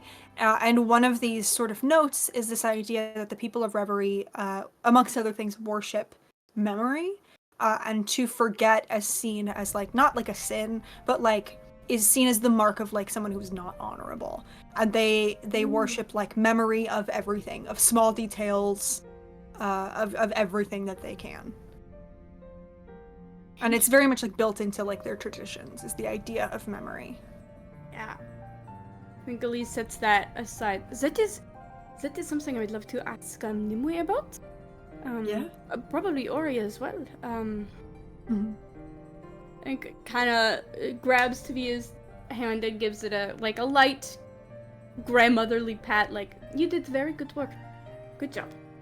Beams at the. You see, like you grab his hand and there's like a moment of like, not like fear tension, but just like a sort of instinctual moment of like, uh-oh. And then you sort of give it this little pat and just this really like slow but big, very like boyish grin kind of goes and you just, oh, great. Yeah, happy to help. Be of assistance, research assistant. Yes. I'm gonna shut up because I'm sort of rambling now, but you're welcome. Glad I could help. Did you want me to grab Nimue or Ori or anyone? Jose will come back when they come back. I Okay. tend not to try to drag people back into my research because sometimes I think, oh, this was really interesting, and then I show it to other people and they're like, this is nothing. So I will wait. Sorry. That sucks. No, it is part of having. It's fine. Right. I kind of look like you don't have to wait. I think I will be taking more notes. If you want to check out any of these shops, please don't feel like you have to sit babysitting an old lady. I know this is a fun new place. Yeah, I mean, I'll stick around for a little while in case you need like my keen eye and sharp researching mind. Well, if I get bored, I might leave, but I'm good for now. Do you want more tea or anything? I'm gonna That take would some of be that great. stack. You Yes. got it. Kind of like stands and like winks at you a little bit in a very like friendly way, and we'll take your cup and head back. Yeah, I think we'll just spend the rest of the time doing more research and trying to make the notes all fit together. Sure. Yeah, absolutely. Then we will pan back over to Alia and Wick as you stomp at the entrance to the bridge, looking for Thorn. Are you calling out his name? Or are you just sort of stomping? Stomping with intention, with the Thorn's name in my heart. It's very much akin to like stomping for Hades 3 times kind of vibes. going on. Sure. Yeah, Yeah. I absolutely love that.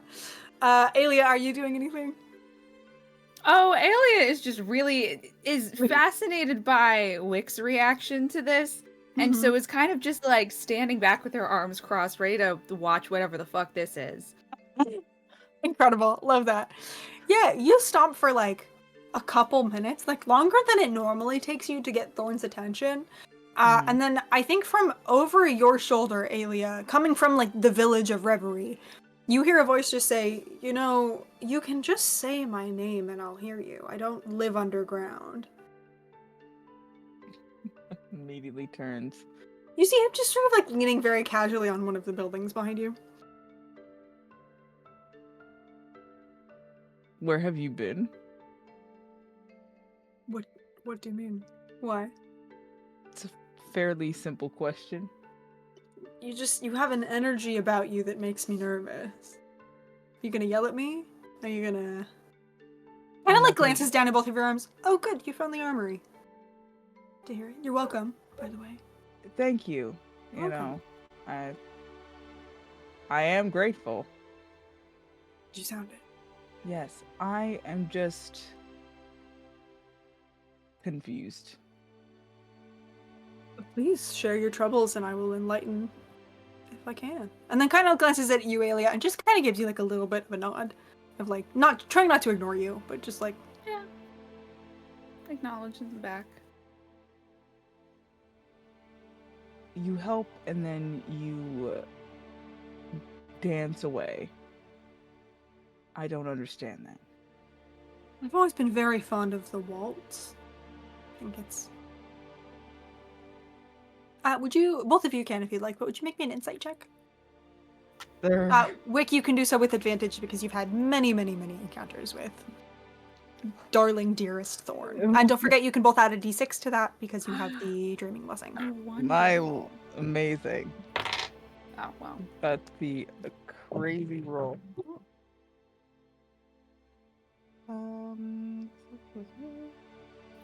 22. 22? 23. 23, perfect.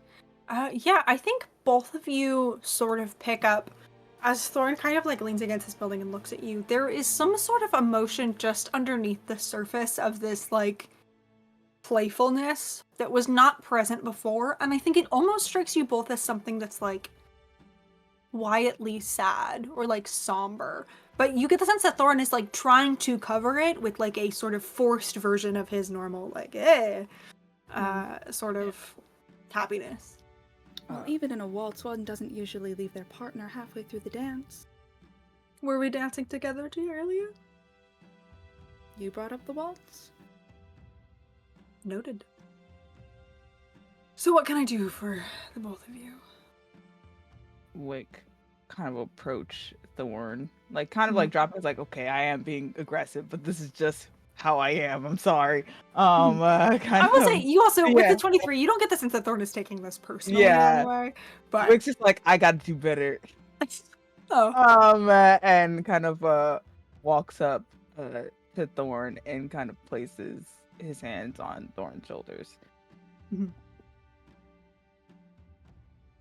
I cannot help and I cannot protect you if you do not explain to us thoroughly what's wrong. And I know you're gonna say, I don't need protection, I know the ways.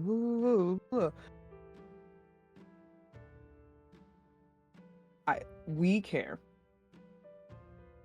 I've known you long enough to know when something is wrong. Well, I'm not in any danger, but thank you. Well, not... The danger that I'm in is the danger of change. It is not the danger of harm. I am simply beginning to mourn the change that you all will certainly bring. Though I am very tempted to try to bribe you. I look to you, Aelia, specifically in this, to remain and leave this world untouched, but I doubt that will work.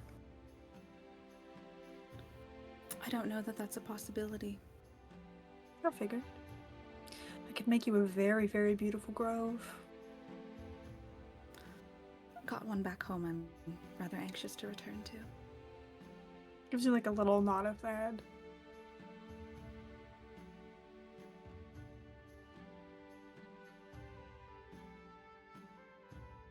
Will you be here when we get back? You don't have any intention to leave, if that's what you're asking. No, I'm asking what I asked. Will you be here when we get back? That, my dear friend, depends on the choices that are made in that castle.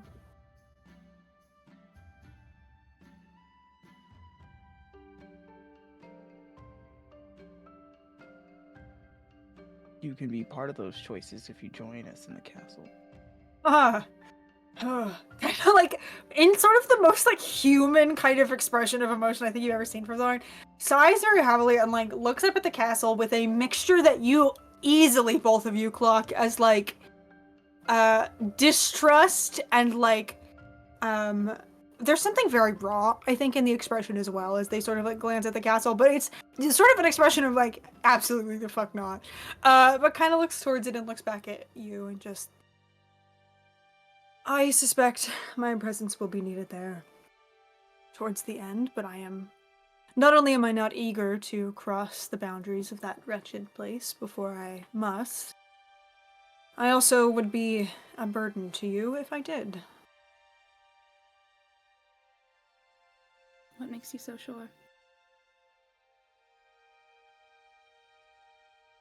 Would you make me a persuasion check? I'll Sure. give you advantage in this moment because you're both being very nice to him. I'm being literally so nice. I think this is the nicest, Just got a that, new. like, in the party, generally speaking, people have been to Thorn, and I think he's noticed. Mhm. Although, Wick, you've been nice to Thorn in the past. Yeah, I'm just.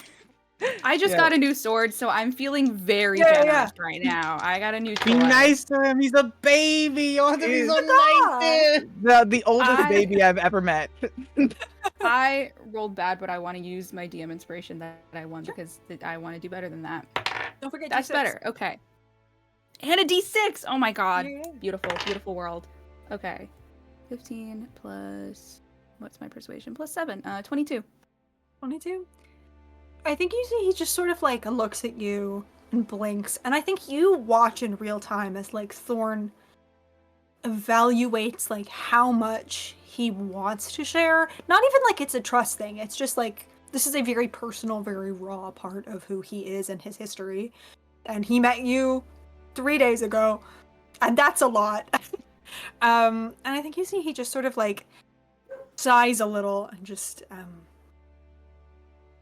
my presence here is not one that here, not in there, is not one that was meant to occur.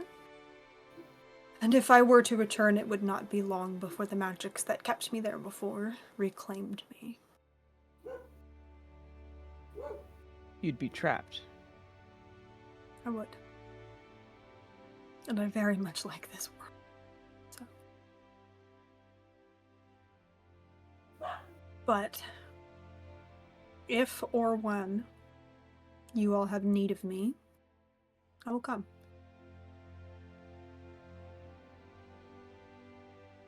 To use it wisely, I suppose. I suppose that's the best we can ask for.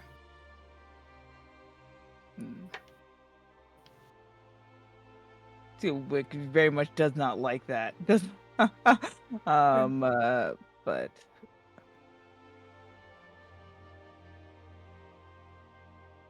I feel like kind of drops like his arms from Thorn after hearing that.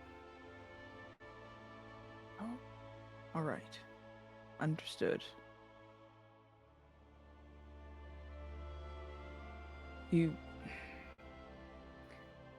can do more than need you. You don't have to keep doing all this, going where you're needed all the time. You could just. I have so little time left to do it. To enjoy my favorite hobby, which is meddling in the lives of all you mortals. Unless you change your mind about the Grove, of course. In which case. I doubt it. Be very careful in there, my friends. What lies there is old, and it is angry, and not all of it slumbers. Be careful.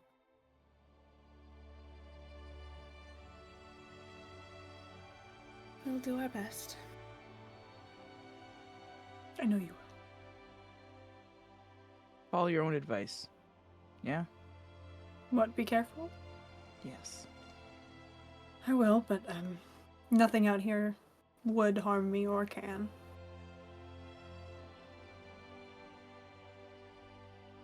Suppose they could emotionally, but you know, I'm thick skinned and all. I don't believe that for a second. Kind of like, looks like he's gonna argue and then just sort of like accepts it. It's like a, you know what, yeah, real.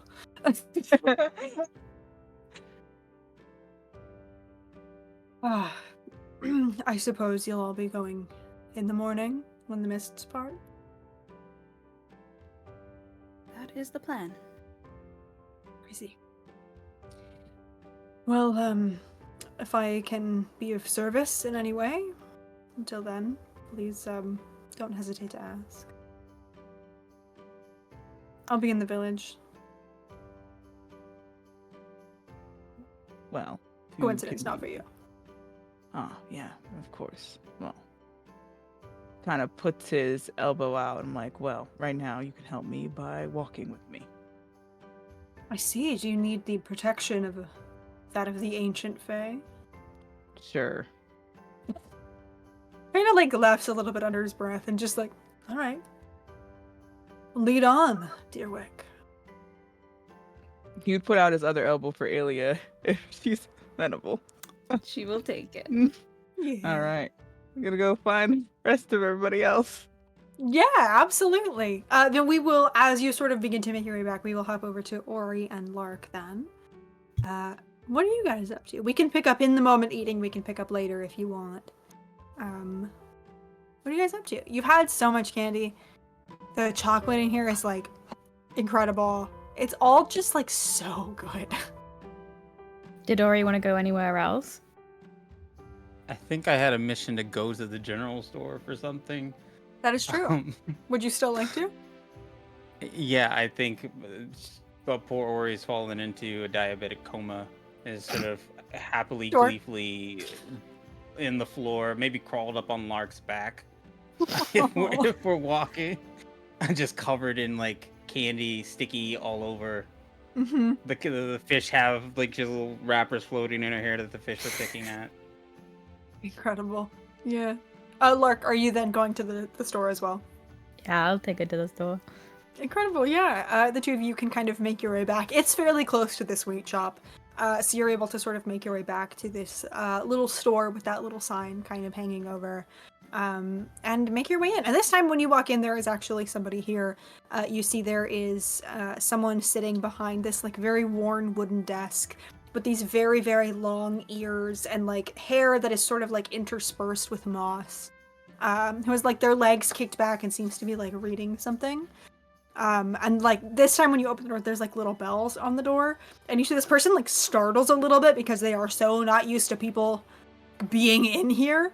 And so they just sort of start a little bit and look up and just like see you, and their eyes go a little wide. You see, this figure looks like a little bit less ancient than a lot of the other like beings that you've encountered or spoken to here. Does not look like somebody who's like stepped out of your own time, but seems to be a little bit closer to your time than to the time of Reverie, and sort of like startles a little bit and looks at all of you with these like wide eyes. Don't be alarmed. I don't usually float, but I just had some exquisite pie. You're giving, but yes, the cloudberry. Is it good? I've been meaning to pop over there, but I've been really enjoying this. It's very good. Would you and like a actually- piece? We have quite a lot of it. Oh, I wouldn't want to impose. Puts one on the counter. Absolutely. And Ori, you actually understand this person as well. This person is okay. speaking this person is speaking like sort of the exact middle ground of like the Sylvan that other people here have been speaking and your Sylvan. There's like a sort of like a heavy accent, but it's a lot closer to like Shakespearean Sylvan in terms of being understandable dialect wise than it is like completely unintelligible to you. And yeah, you sort of put this pie down and you see this person like sits up a little bit and like looks around and then just grabs like just like a napkin and sort of like very carefully starts kind of like looks at it, and you see them going like, how the fuck am I gonna cut this, and looks up at you and just Your did you have hands. something to... Oh, right, okay, yeah. It kind of like puts the book off to the side and starts like trying to break this piece of pie in half. It's not the cleanest slice in the world, but we'll sort of scooch it over, and while she's doing this, we'll just did you need anything from here, by the way? How can I assume you didn't just pop in to give me pie. I was looking for some nice gifts or some things. Do you have any robes or any sashes? we do Recent have- got married, and I wanted to get my Congratulations! husband a nice gift. Oh, that's what... Oh, I love. Kind of like puts the piece of pie to the side. And you see, like, at this point is sort of like talking with her hands, but her hands are covered in pie. And seems to sort of like remember this, is like reaching out and then... Right. Yes, our robes are in that direction. And you see there's a lot of things in this store. You see like potions on shelves in all different colors. You see like a lot of sort of like knickknacks around. You see a lot of a couple of like mechanically like packs of gear or like half assembled packs or like mismatched just from things that have been picked up. And then in the back you see like a rack of you see a few hanging cloaks of different colors. Or climbs down from Lark and turns to like, Are you going to be getting your wife anything? Oh, well, I got her a lot of baked goods. But Gotcha.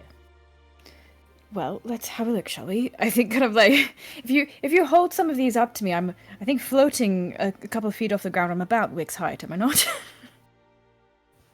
she like goes to like hug you around the waist Oh, to kind of use it as a unit of measurement. Yeah, you're about the same height. excellent. Cute. Yeah, you see this person will kind of stand and go to presumably like wash her hands. And the two of you can walk over to this rack of robes. You see there's like a number here that seem to be like mundane cloaks, just like really warm, like nice leather, very warm fur. Some of them seem to have like a minor enchantment of like warmth on them and not much else. But there are two specifically that catch both of your eyes in this section. There is one that is very well worn but still very fine looking. Deep purple cloak embroidered with what looks like silver constellations and stars. And as you sort of like reach out to touch it, you feel it's like radiating very strong magic. Not in like a malicious way, but like very clearly enchanted. And the second one that catches your eye is a little like capelet of dark blue that almost seems to like kind of like ripple softly in the light, and it looks very warm and feels very soft under your touch. I think I'm gonna gravitate towards the capelet. See if I can surmise what it is. Yeah, you can absolutely make a check about it if you would like. Sure. What do I roll? I would say either, honestly, probably Arcana. If you want to make a pitch to me for something else. No, that's fine. You That's can. pretty high. And actually, you said you're looking at the blue one, right? Mm-hmm. You can make a nature check on this one specifically also if you would like to. Okay. That is math. Numbers. That is 23. 23, yeah, absolutely. You feel, and I think there's something like as it being created from magic and from water, I think you feel this cloak has a sort of innately like elemental magic in it that really like resonates with you as well. This also seems to be like very like enchanted a little bit to be warmer. But this cloak specifically, you feel like as you sort of like run your hand along the inside lining, you instantly feel like any sort of cold in the air does not, like you can't feel that on your skin. And additionally, you feel like there is something in the enchantment of this cloak that like taps into like the magic of like the wind around you and potentially like influence over like ice as well. Ooh. Yeah, clearly very elemental in design. I think she grabs it and floats over to Lark and kind of puts it over Lark's shoulder to kind of get like a fitting, kind of adjust like she's doing like somebody's tie almost, kind of straightening it out. Sure. You gotta frown a little bit. You don't look like Lark or you don't look like Wick if you don't frown a little bit.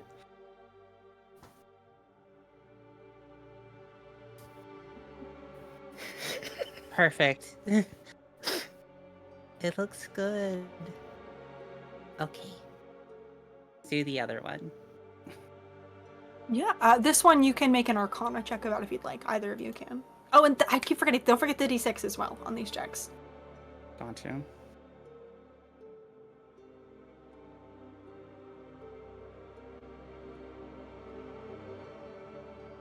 Math. 25.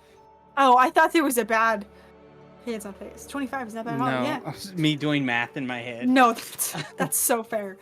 Yeah, as you sort of look over this cloak, I think you can instantly feel that like the fabric and the hide that makes up this cloak is thick enough that you feel like it would make the wearer harder to hit a little bit. Like you feel like it's harder to cut through the fabric of this.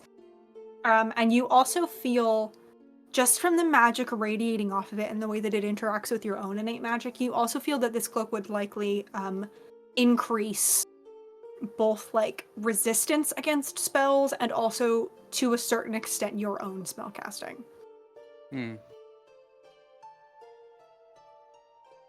Lark, can you give me a spin? Like a twirl? Yeah, like a twirl. Twirl. I'm hovering, so I might need to just get myself Here, some I'll give you a little momentum. push. Ready? Push. It's like bobbles around in the air. Oh gosh! Oh no! I quite feel nauseous now. That looks How'd I do? really good on you. Think you should wear that. Me? I thought we were looking for Wick. We were looking for him, but if the universe presents you with an opportunity to do better for others, you should do it. You fell last time. This feels a little, and she kind of gives you like a little pat. Very protective. Oh. You might have a point. Okay. Is there anything that like might suit Alia in here? What kind of thing are you looking for? Anything in like warm fall colors or anything with like sun insignias on it. My girl has an aesthetic and I know how to buy for it. Sure, yeah. You can kind of sift through, and I think you find a cloak sort of towards the back of this rack that is made of like very like deep reds and rich golds in the embroidery, and it's not necessarily embroidered with like suns, but it has this sort of like swirling pattern of clouds on it, and it feels very, very warm. And as you hold it, you can feel there is like, you feel a little bit more, pun intended here because you're floating, but grounded and like solid, and you feel like, yeah, I think that's the best way I can put it as you sort of like look at this in this moment. I think because being around Alia is what grounds Lark so fully, like they are immediately filled with like a deep like kind of affection and warmth, and kind of like hold it up to Ori. Would you like to model for me? Oh, yes. Do you want me to do a spin? Oh, absolutely. Zoom. It does have a nice How do swish to it. I think so, yes.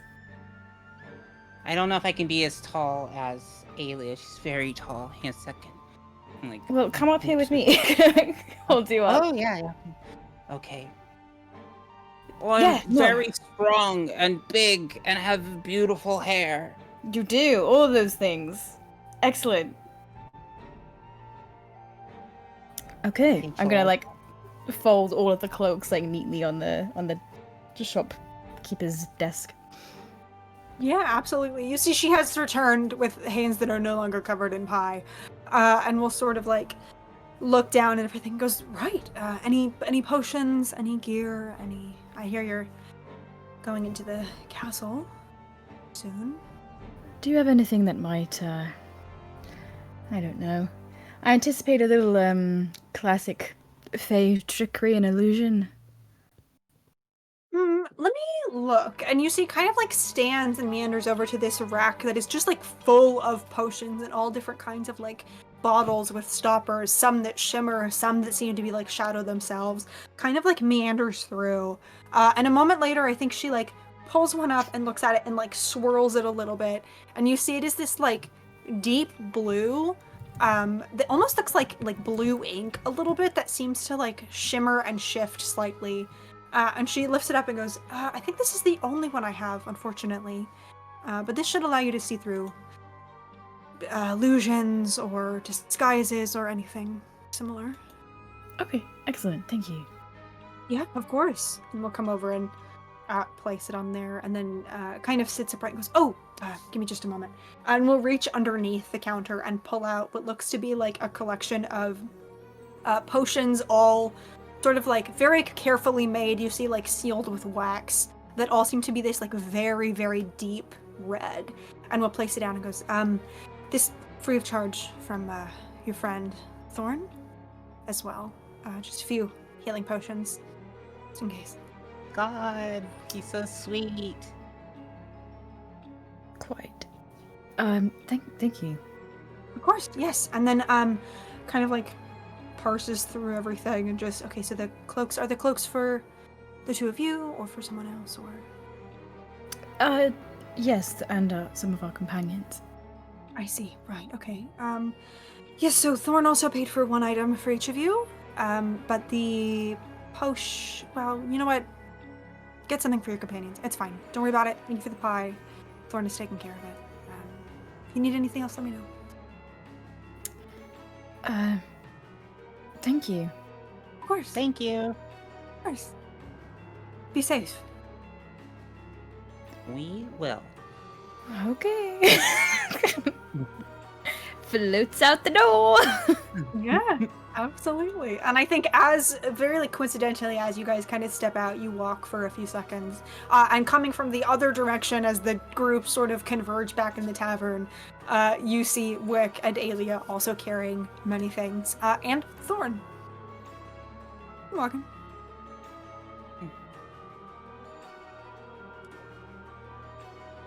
Lark, did you still need time to go and be by yourself?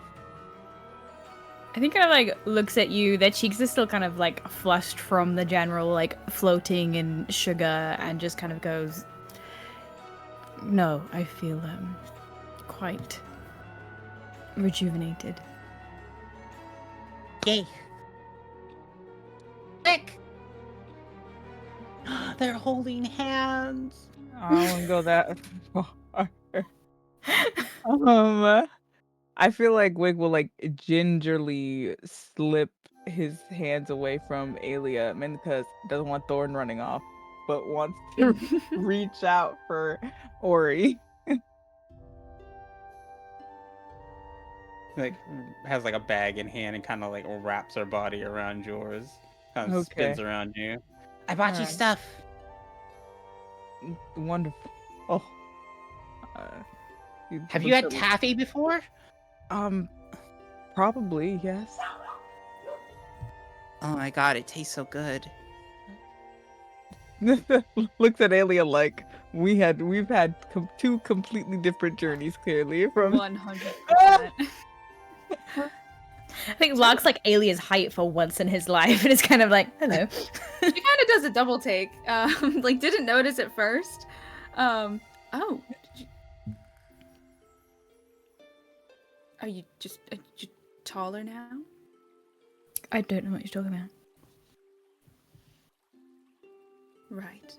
Okay. I know that I'm not in heels, but I didn't think that you were in heels I'm not. when you left. Mm-hmm. Mhm. Oh, okay. I see you're feeling a bit lighter. There's a certain airy quality in the. Yes. Mm. Your eyes look even more beautiful from this height, by the way. Oh, thank you. Mm-hmm. My goodness, what's gotten into you? What's gotten into the both of you? Kind of like looks down at the bag of like countless different types of sugar. Yeah, sugar. Well, dinner's sorted. I don't think so. I disagree. Somewhat. Dessert, at the very least. Dessert, Kind of like yeah. fixes like Thorn with a look for the first time. Goes, "Will you be joining?" Kind of like looks at Wick and then. Yes. That's what Wick says. And yes, I will, I suppose. Unless I'm unwelcome, then I can go. No, you're very welcome. Kind of smiles and gives you a nod, Ori, and then the eyes flick back to Lark. Well, let's go put this away then. Goes inside. Very well. If there was someone could like flounce off, but is also like floating. Yeah. Incredible. And that feels like a really good time for us to take our break because everyone reunites once more. Don't change that Twitch channel. We'll be back in just a few minutes for what I'm sure is going to be a totally regular and not awkward at all conversation with Thorn and the group. We'll see you in just a moment. Bye-bye.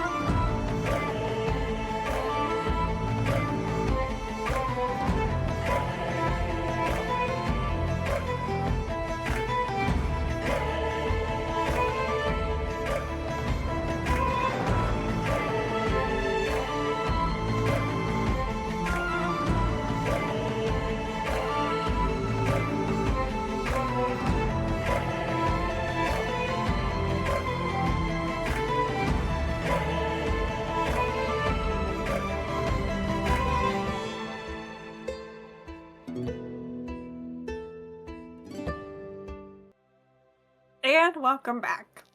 We'll pick up right where we left off with all of our party members and Thorn reuniting in the tavern. At least you hear the door open and shut behind you and the sound of voices, and you hear Tibia over your shoulder go, "Oh, hey, welcome back." And then sort of clock Thorn and just, yep, hi. I think Go well? Elise is. I just think to set the scene, Elise is like so into it. I think she like cut the like backing paper out of her notebooks to have more space to write on. Like had Tavia go in and like pry up, so she had like the leather inside that she's like carved into, and the paper like all over. There's scraps of paper everywhere. There's probably stuff tacked to the walls in here. It's wild when you get in there. Wonderful. Oh, wow. Wow. You've been busy. Yes, we have. Yes. And just kind of like launches in, does not ask how your day is, doesn't even really register Thorn was there. It's just like, so here's what we learned. Like, I read this really interesting meeting notes. Like, there's this cool myth about how elves were made and mortality, and like goes through the whole list. And like doesn't stop to breathe once through that whole time. And it just kind of monologues at you while y'all are just kind of standing there until at least the most pressing things have been. During this long sort of like info dump affectionate lark, Tivia will kind of like catch your eye and just like raise his eyebrows and glance at Thorn and glance at you in a very clear like, everything okay? I am studying this goddamn man like a microscope whilst Elise is telling this. Like, I'm very keenly listening to what Elise is saying, but I'm watching for what his face is doing. Thorn or Tivia? Thorn. Sure. Yeah, make me an insight check.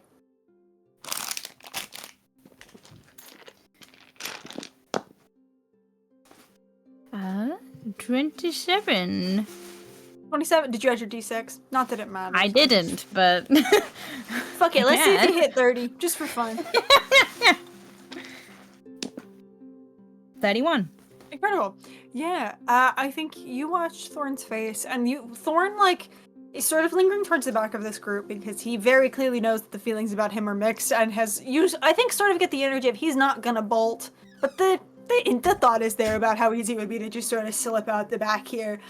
So I think that's the first thing you pick up. The second thing is that you also pick up what Alia and Wick did, which is that sort of like very understated background, just sort of like solemnity. That's the word, right? Like the solemnness. And something that's just a little bit sad. You also watch as like probably about like a minute into this, as he like lifts a hand up to about his shoulder, and you watch a little like swirl of purple and blue magic as O is like brought back into existence in the form of, we'll say, like a little raven with like very like a little more purple and blue shine on the feathers than is usual, and just sort of like scritches O's head. And yeah, I think, are you Elise, I'm gonna call you Alia. Elise, are you giving all of the information here that you've learned? I think is going to like starts talking about the myth about like the elves, and then I think is going to like actually clock what's going on, and I think is going to hold back about like the elf giving up their mortality for Thorn. But I don't think there's anything else Elise would think to cover up or be able to stop herself from saying when she gets talking. Yeah, real no. And yeah, I think what you sort of primarily get, Lark, is like Thorn is like fairly impressed at the amount of not only just like information in general from this ancient age that has been dug up, but like fairly like commonplace menial information. And you see there's like impressed, and there's just like the smallest glimpse of like wistfulness, specifically when Elise talks about like some of the correspondence that happened with the royal family. Like if you talk about like the knight Cedric and like the sort of like back and forth of like receiving day and all of that, you see like a little bit of like a, maybe homesickness is a better word, but just something there that's a little bit like equal parts fond and sad. More than anything though, with that detail held back, more than anything is just sort of like a genuine like, damn, fuck yeah, you sure got it, huh? And because you got over a 30, if there's something for the rest of this little conversation that you would like to ask about, I will give you that answer. But for now, just sort of like genuinely impressed and a little bit uncomfortable with the being here. Okay. And sad. Elise kind of, and Tivio is such a good help. I would not have been able to accomplish nearly as much if Tivio was not here helping me. Yeah, How was your- Tavia, whose like brows were a little bit furrowed at not being able to catch Lark's eye, and who I think had like just sort of like moved his glance to like you, Aelia, to extend the same like everything good here, and then their name is said, and he's sort of just thank you, happy to help with my honed research skills. How'd it go for you guys? Get anything good? Kind of eyes the huge bags of candy. It smiles a little bit. Do you want some candy? Onto the table. Yeah, what'd you get? It kind of starts like parsing through the bag a little bit. I think I kind of rifle through a couple of the smaller bags and like delicately like fish out like a bag of very fine chocolates and just place it very significantly Aw. down in front of them and say, I owe you a debt. You don't owe me a thing, but thank you. He's like a very like genuine smile. And then I'm gonna open up like our nice fine clothes and fish out like the red cloak and kind of like give it a bit of a flourish and like throw it over Aelia. What's this? A gift. Thank you. This is my color. You chose very well. A belated engagement present, if you will.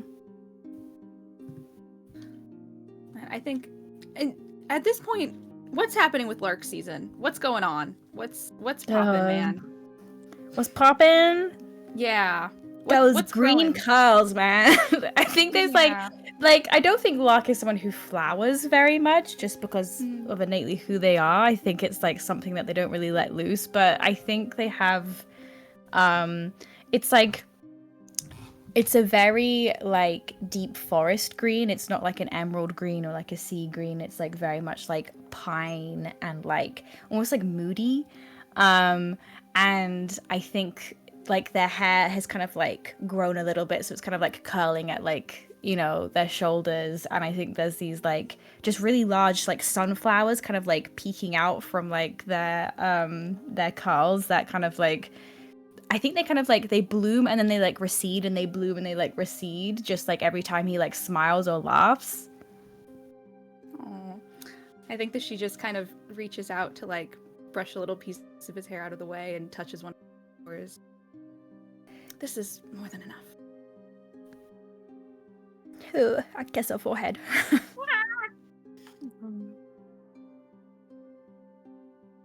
Yeah. And then while everyone is probably distracted by the massive bags of candy, Sure. for like a minute or two, is Elise still conspiracy boarding a little bit? I think Elise has like settled down now that like the information has been shared.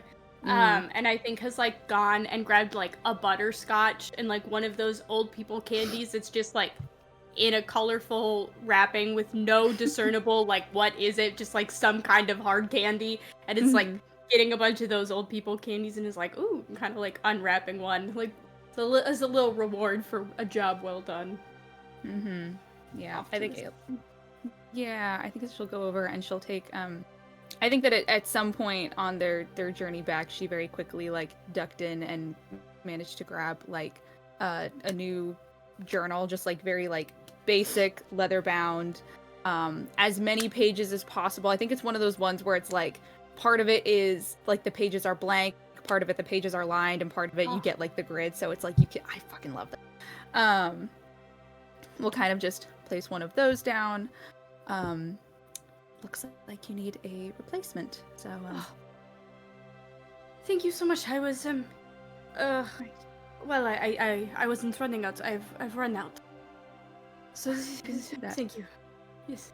of course, and wouldn't want you to face whatever we're about to face up there completely unarmed. And I think that she'll kind of take out the sword that she had gotten for Elise and just kind of like try to like gauge her reaction and be like, do you know, like,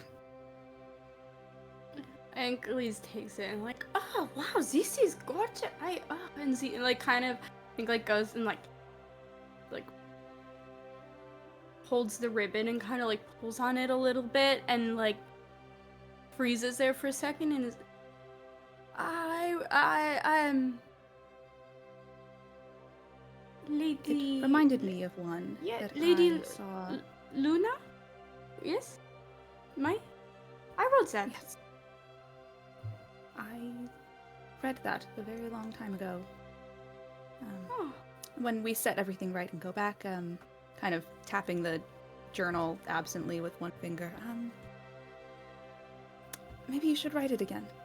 I think my sister would very much like to read it. I think Elise is so, like, taken aback. I have written it in this and our world, but it just lives in my drawer. I never did. It was I never did anything with it because I never done anything with any of my stories. They just get put on the page and forgotten in a drawer. Thank you. This is beautiful. I cannot You don't have to thank me.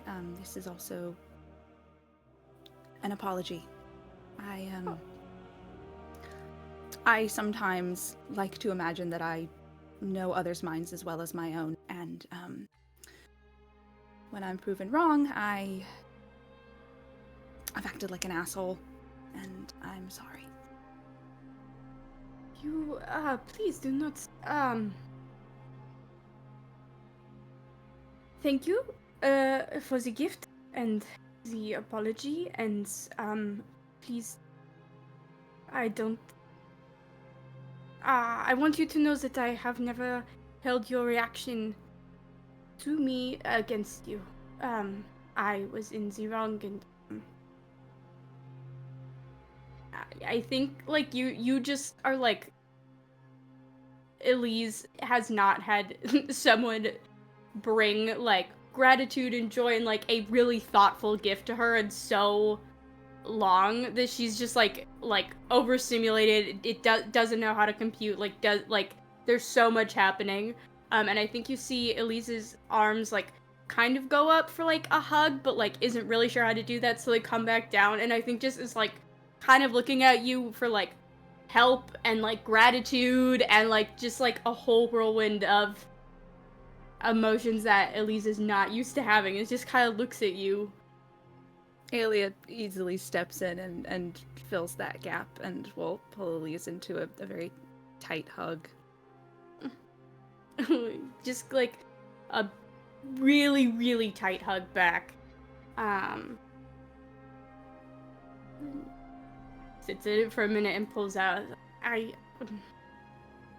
pride myself on words, and you have left me truly speechless in the best way today. Thank you for being you, I suppose, is the best things that I can say in this moment. You're very welcome. I don't really know who else to be, so.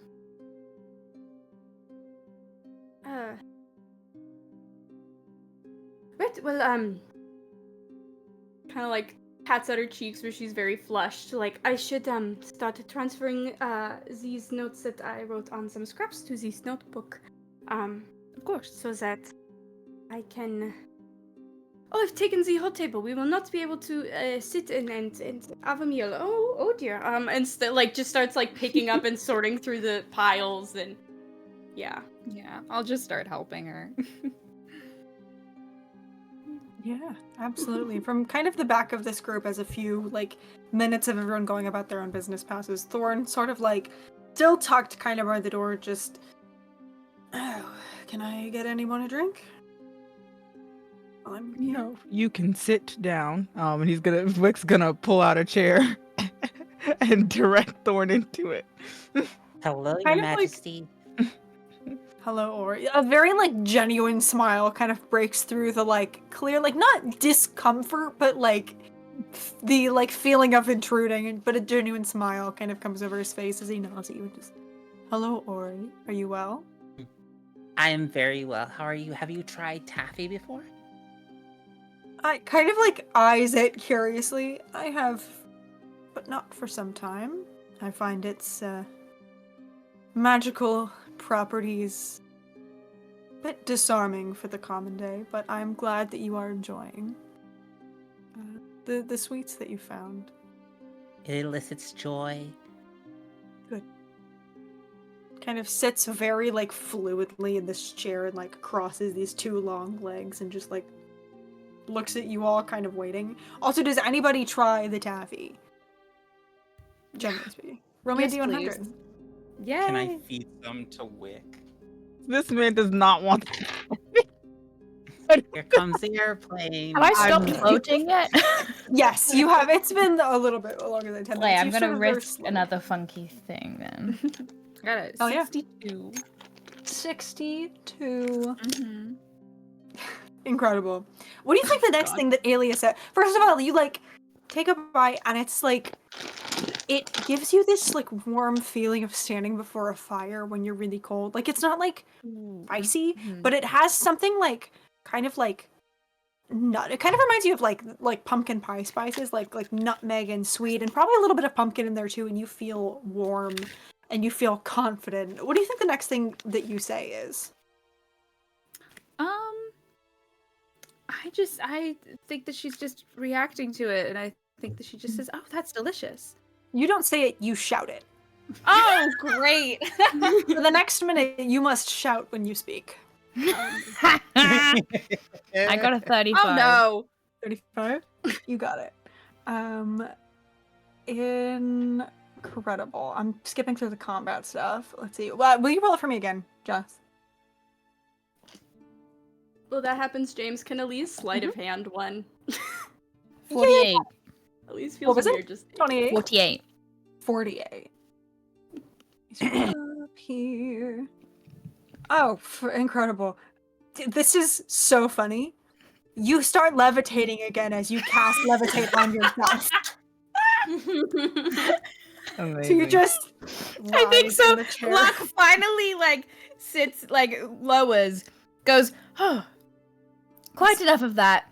Takes a piece of taffy. Alias shouts in his ear. And he goes, ha! And as he goes, like as he jumps, he like shoots up like another foot in the air again. He goes, oh, Alia!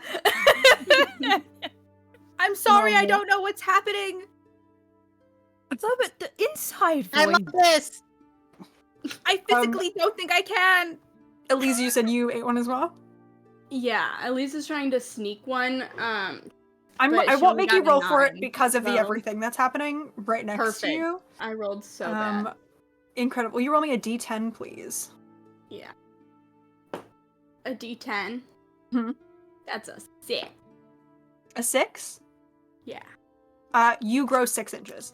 Permanently. Permanently? Yep. It doesn't say there's an end. So permanently. The thing about the wild magic table is it's a little bit crazy. Can you imagine you just eat a sweet one day and you just permanently grow 6 inches? God, what I would do to have a sweet like that. Incredible. God, Fuck I it. feel like I will eat Elise one too. shoots up and like then is like so embarrassed because like now her dress is like her ankles are showing your under her long ankles. skirts. Like, oh god, the embarrassment. Not the ankles. God.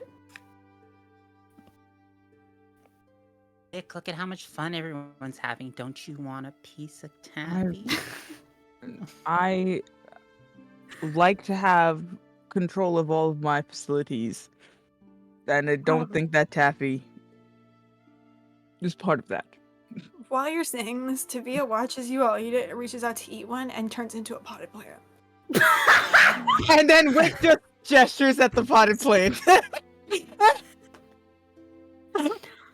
Incredible. My Is- God, are you shitting me? I'm sure he'll be wish- fine. For how long? Permanently. Permanently. You can make an arc. Well, you know your sister's a wild magic sorcerer. You've probably seen this before. You would know that Tavia will be a potted plant until the plant drops to 0 hit points, You have to break the pot to get him back. Oh my god. You don't have to break the pot. You just have to. Yeah, the pot has slide to it break. off Tamia the turns table into a like a potted cat? plant, and Lark just leans off and like a cat just pushes it off the table. Yeah, exactly. You push it off the table, and you hear like a thump that is much heavier than a pot should make, and then from the floor you just hear, "Ow, what the fuck?" And then that head of green hair pops up and just, what the? Okay. Again. Thank you. I don't know where that really got me. Sorry. Kind of just very like blushing a sort of bright red would just sort of ease back into the chair and just eat the chocolate instead. Anybody else want to eat some taffy? Well, I've got the table pulled up. I want to eat Wix. I think pizza Thorn too. should eat some. Fuck it. Good. I will good not better. be. You can make a persuasion check if you'd like to try. Ori, go Can ahead. I use my 30 insight check and transfer it over to Tell me what that looks like.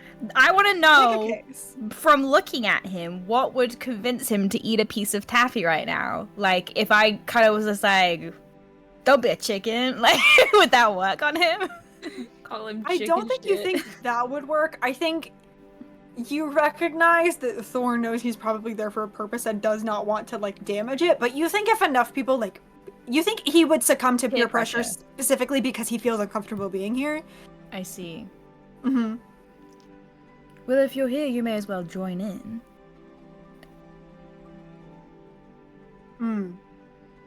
I think I will be of more use to you than if I'm not a plant. Kind of like watching you float up. Well, we know how to undo that, if necessary. I'm sure you would enjoy the chance to push me off a table. It kind of gives you a little bit of a grin. Cool. Everyone, would like to see what happens if Thorn eats a piece, right? Gonna gives everyone a look like, peer pressure, go! Alia is, to compensate for the yelling, is trying to whisper, but it turns into just like a half yelling stage Whisper. whisper. Mhm. Mostly because I'm not gonna scream in my house. And it's just like, well, yeah, I think that you should participate if you're going to be here, be part of the group. Participation is a foundation of friendship, Thorn. Oh, are we friends? You said we were friends. You've said it many times. We are friends. Or you also rolled, yes? What did you? I didn't hear what you needed me to roll. A D100. Okay, James, Wick can I- has it. 93. 93, okay. Yeah.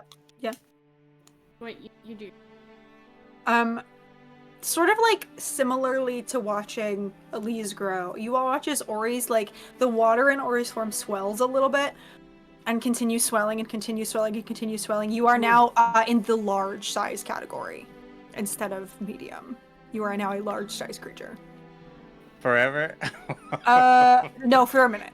Okay. Whatever Wick was thinking immediately, all thoughts wiped from his brain. He looked at his Yeah. big You're so wife. little. What were you James, gonna ask? can Yes. I take one and make the roll now, and I'll write down the number so you know what it is, but I won't know what it is to use later. For sure. And then we'll roll for thorns in just a second. A Very D100. funny. Yes. That's a flat 40.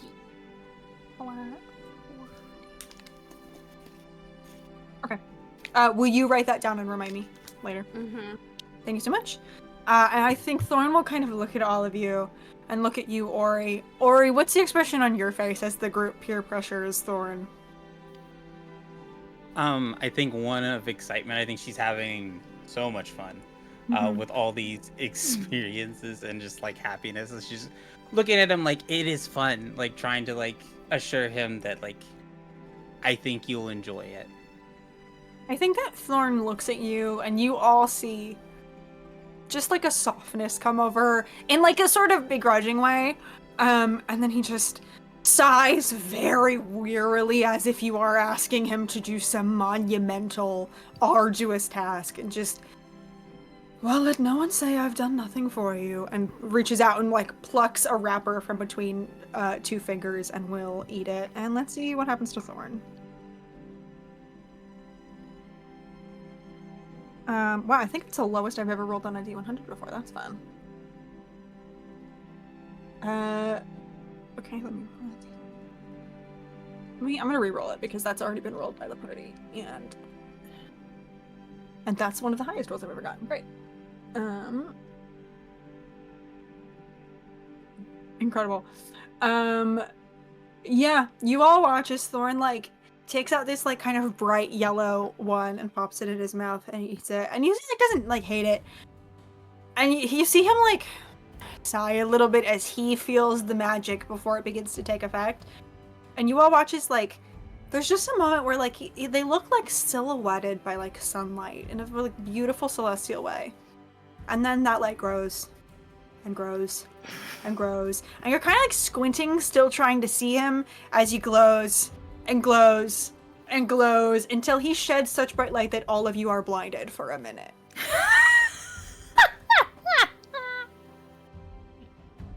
Covering Wick's eyes and my eyes. Yeah. And I think actually this probably does not last a full minute. I think it's probably like this for about like a good 30 seconds, and then you hear a snap, and it sort of like dims a little bit as you see like magical shadows kind of wreathed around them. He's not dispelled the effect, but he has dampened it with his own magic, and just... Very well, are we content? Yes, we're very content. Good. Now, what can I do for all of you? Unless this is simply a social.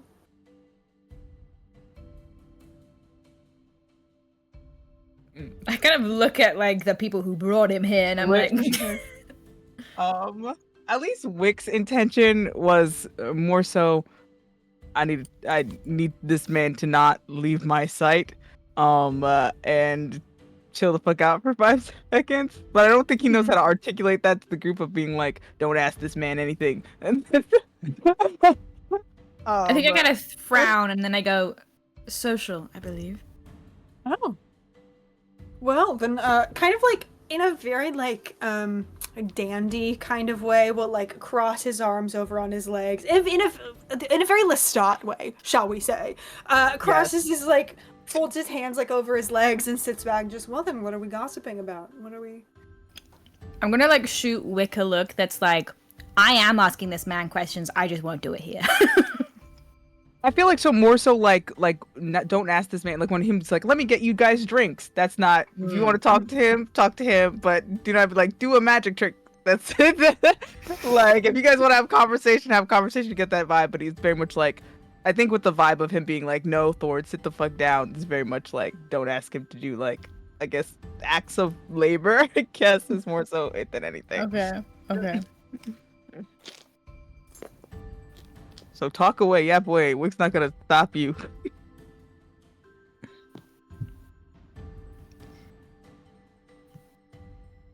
Locke doesn't have any gossip. Well, I suppose if there's nothing else, we should maybe think of a more concrete plan for tomorrow and beyond. I know time is weird here, but it feels late. Well, if only we knew a little bit more about what to expect. Subtle. Kind of like glances at you from the corner of his eye and then turns back to Elias and just, well, if I can be of assistance in any way with my knowledge, I'm happy to provide. I'm very fond of you, troublemakers. I would hate to see you meet your match in the castle, so we should expect some dangers then? yes. What kind? I suppose it depends on where you go and when, but the beings in that castle have been there for many years, and some of them are angry. One in particular is angry. I believe the people of the village here call it the Forgotten One. not malevolent, but angry. And not very fond of those who encroach upon its space, shall we say. In addition, the castle itself is shrouded in some very ancient and very deep magics, and as a result, the illusions and malleable nature of the dreaming gives way to nightmares and memories and dreams all at once. It is a place both caught in time and existing in every moment in time, and that makes it dangerous. This is very upbeat music for this conversation. Why is he angry, my lord? I think, I won't make you make a joke about this. I think you see, as you use the, like, a pronoun, you see, like, an eyebrow quirk a little bit. Not in a bad way, but, like, in a noted kind of way. And I think you all watch as Thorn sort of, like this sort of, like, very, like, structured posture, kind of, like, it doesn't slouch, but relaxes a little bit and just... I think perhaps this conversation may be easier if you all tell me what you know. And then I will endeavor to fill in any gaps you would like more knowledge on.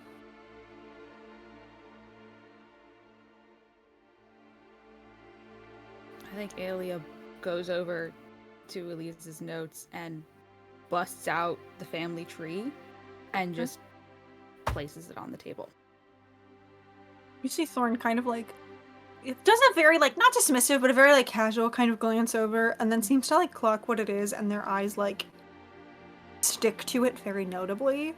And I think anyone who is sitting on Thorn's side of the table, you watch as, like, their hand raises like, an inch as if he wants to touch it, and then very, like, puts it back down very, like, forcibly. I think we'll carry over your 30 insight for the last time here, Lark. I think you see, like, there is an element to Thorn's stature and words right now that are not distrustful, but are sort of similar to an animal trying not to show weakness to a predator, or trying not to show like the gaps, the weak points, I guess, which is exactly what I said the first time, but trying not to show like the places where they are sensitive to a potential predator.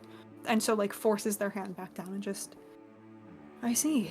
And what do you know of them, if anything? I mean, of course you know. Kind of like, doesn't finish the sentence, but like, kind of eyes one of them and flicks up to you, Lark. Well, very little. There are a number of That cut off, I'm so sorry. Yeah, that's okay. There are a number of names on that I would consider forgotten in the waking world. Sure. I know that this is already a place where perhaps someone or something has found themselves cleaved in two. That Astra has done it again.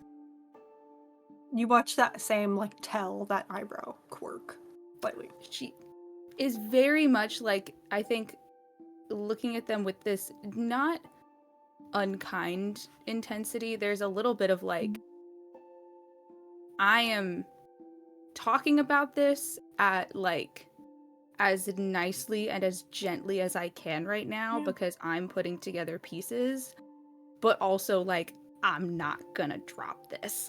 yeah, absolutely. Can Ori go and like very quietly just go and like hold his hand? Thorn's hand? Mm-hmm. Yeah, absolutely. You feel him kind of squeeze your fingers a little bit in like an acknowledgement, but otherwise does not like look over to you necessarily.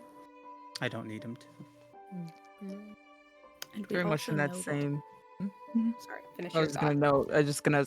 gonna say Wick during this whole conversation just had like a hand on the back of Thorn's chair. Yeah. And I think you see like as the two of you sort of like casually like position yourself in this sort of like reassuring and protective stance, you see he does like relax very slightly. The comfort of old friends. I think Sorry. Yeah.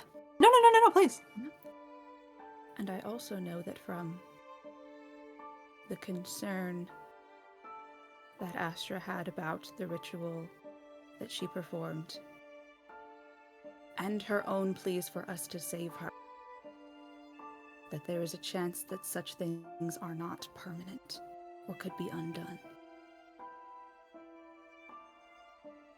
Kind of like, I think eyes like bore into you, not in like an upset way, but in a way that like of mutual understanding of like, I think that you know who I am, but I'm not gonna say it.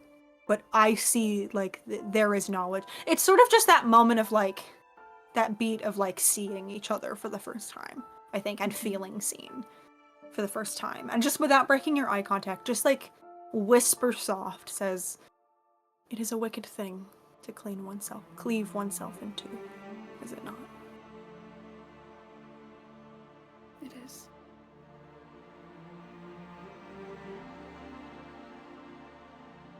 Well then. Please. Something that I have only ever seen done out of necessity or desperation. Wicked things are hardly necessary. They are still wicked. I tried to warn her of this, but, you mortals don't like to listen. Said very fondly, not, like, angrily.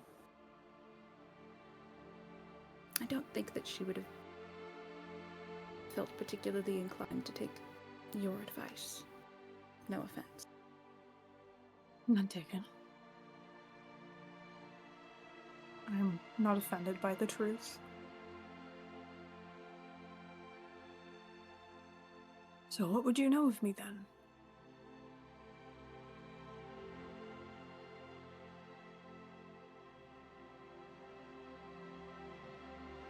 Why? You'll have to be much more specific, dear Elia. There are many answers and many whys in a suffering plane like this. What was so dangerous? What was in jeopardy of being lost? Everything and nothing. Something had already been lost, and that felt like everything. But in doing so, everything else was lost too.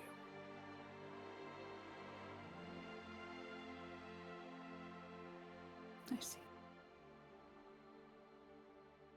And I think here, like, Thorn breaks your eye contact for the first time and just, like, very quickly flicks to you, Lark, and then comes back to you, Alia. So you seek to, wake the dreamer. Is that it?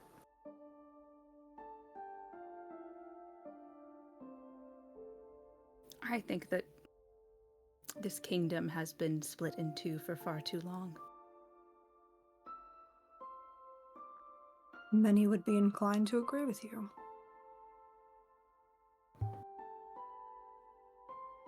Can You I will need ask? to wake many other things as well, if that is your aim. Looks to you, Elias. I understand that this is perhaps a unanswerable question in entirety, but I do love a challenge. what do you expect will be the biggest changes to kind of just like gestures broadly, like the dreaming, if we do that? Well, truthfully, I think many of the changes will occur in the waking world, unless here. A dam broken and allowed to spill forth for the first time in many years. I am not certain what will happen to the change in time. Truly.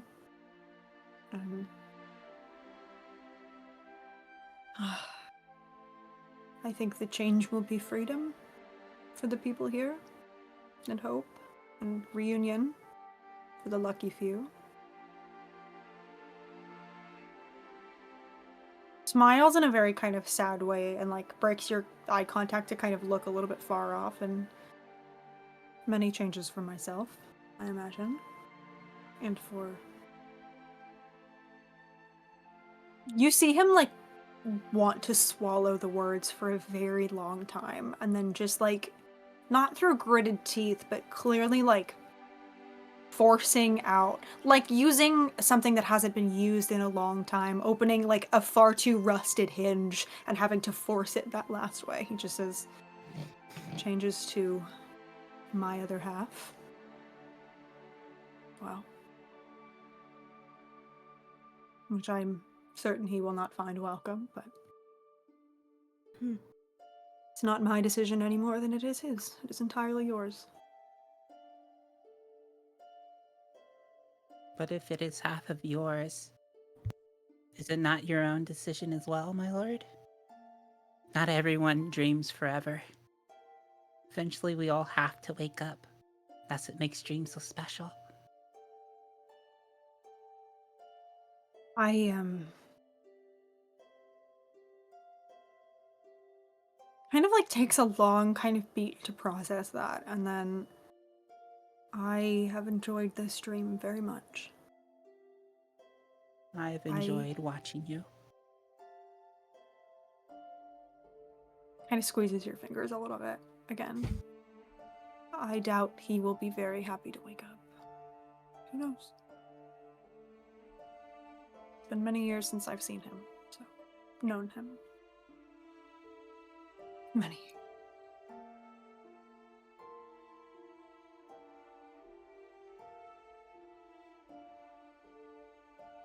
Aside from that, though, I'm not certain how many other changes will affect this space. I'd imagine that the way that dreams and nightmares manifest here will change. But truthfully, I am not certain. The worlds that existed before the gate, before the betrayal, as the people here call it, was a very different world.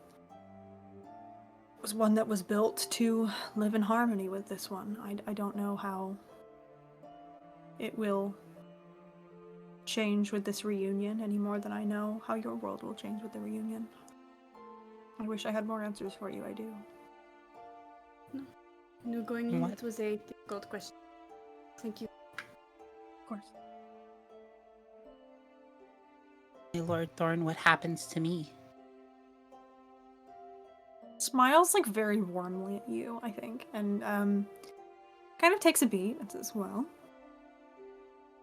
I imagine you'll get to see very, very many more dreams, my old friend.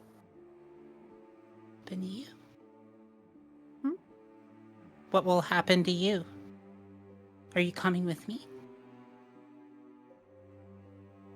Yes and no, I think. I will not be me, but something like me will exist. The version that was supposed to exist this whole time. She I hope he very will gently. remember. How can I forget? You are my oldest friend, Thorn. Hmm. Everyone else will forget, but I don't. You see, like, there is something, like, raw and human about just that simple, like, I will remember you.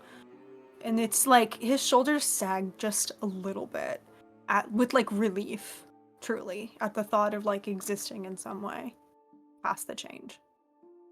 Thank you, my friend. Always. The parts of me that become the parts of him, I hope the memory of our friendship is one. When he dreams, you will be with me. Yes.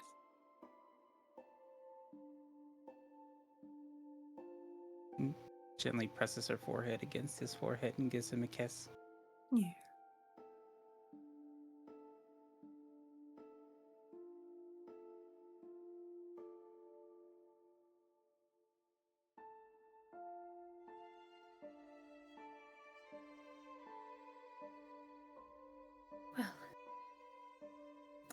We all have a big day ahead of us tomorrow.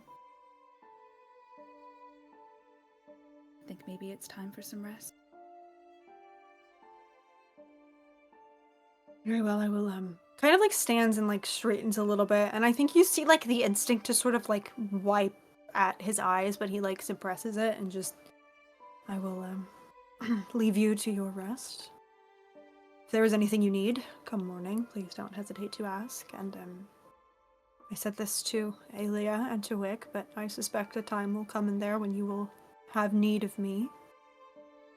I will come, but use it wisely. I will not be able to exist as I am in that space for very long.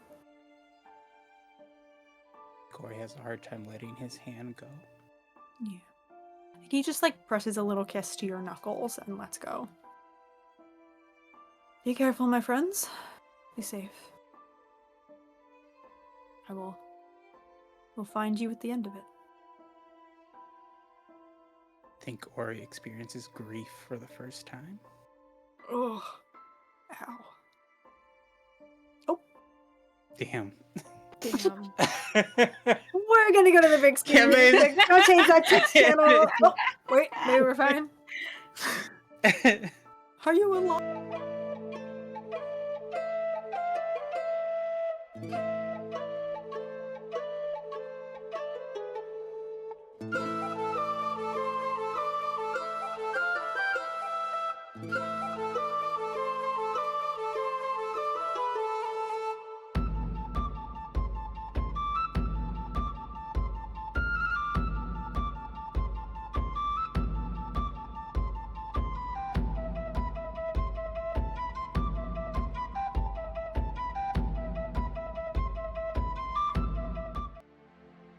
Welcome back. It's not Starlight Tales if we don't have little technical difficulty as a treat. Yeah, so, Ori experiences grief, and we all cry. Thorn will, I think, kind of standing, will, like, hesitate and, like, look to you, Lark, for a moment. And he looks as if there's, like, 100 things that he wants to say. And none of them come to the surface. Lark spent this entire conversation like staring at like a knot in the wood on the table and hasn't lifted his eyes from it once. And he's just like rigid all over. Yeah.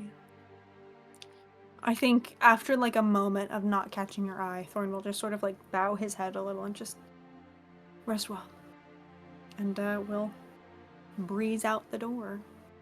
And I think, Lark, you feel like very gentle fingers kind of like under your elbow as Tavia just sort of kind of very gently tries to like both check in on you and like reassure. I think there's like maybe like 5 seconds like of the longest silence ever. And then I think he pushes away from the table and his like chair tips backwards and he like storms out after Thorn. Yeah, absolutely. We will follow Lark then in this moment. 1 second, I'm having like a foghorn in my head. We will not follow Thorn. Follow Lark then. Where's the music coming from? We will stick with the group then for just a moment as Lark just tears out the door. I think Ori reaches up and touches her face, and there's just tears coming down her face. She's foreign to the feeling of crying. She just kind of looks over at Wick. Yeah. I feel like he would just like reach over kind of quietly and like with the back of his knuckles like wipe the tears from her face. We can save him, right?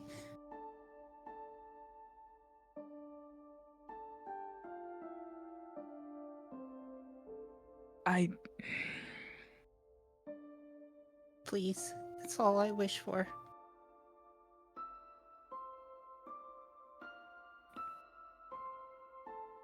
I feel like Wick is like this is beyond anything that like Wick has known. I think his dreams are going back to where they belong. But what if they belong to me?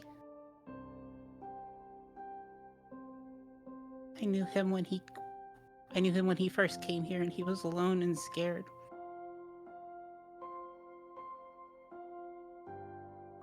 What kind of wishing well am I that I can't grant this wish? You're Ori, and you are more than what you can grant to other people. What if this is my wish? I feel like Wick has tears come to his eyes with this. It was like sometimes wishes don't come true, Ori.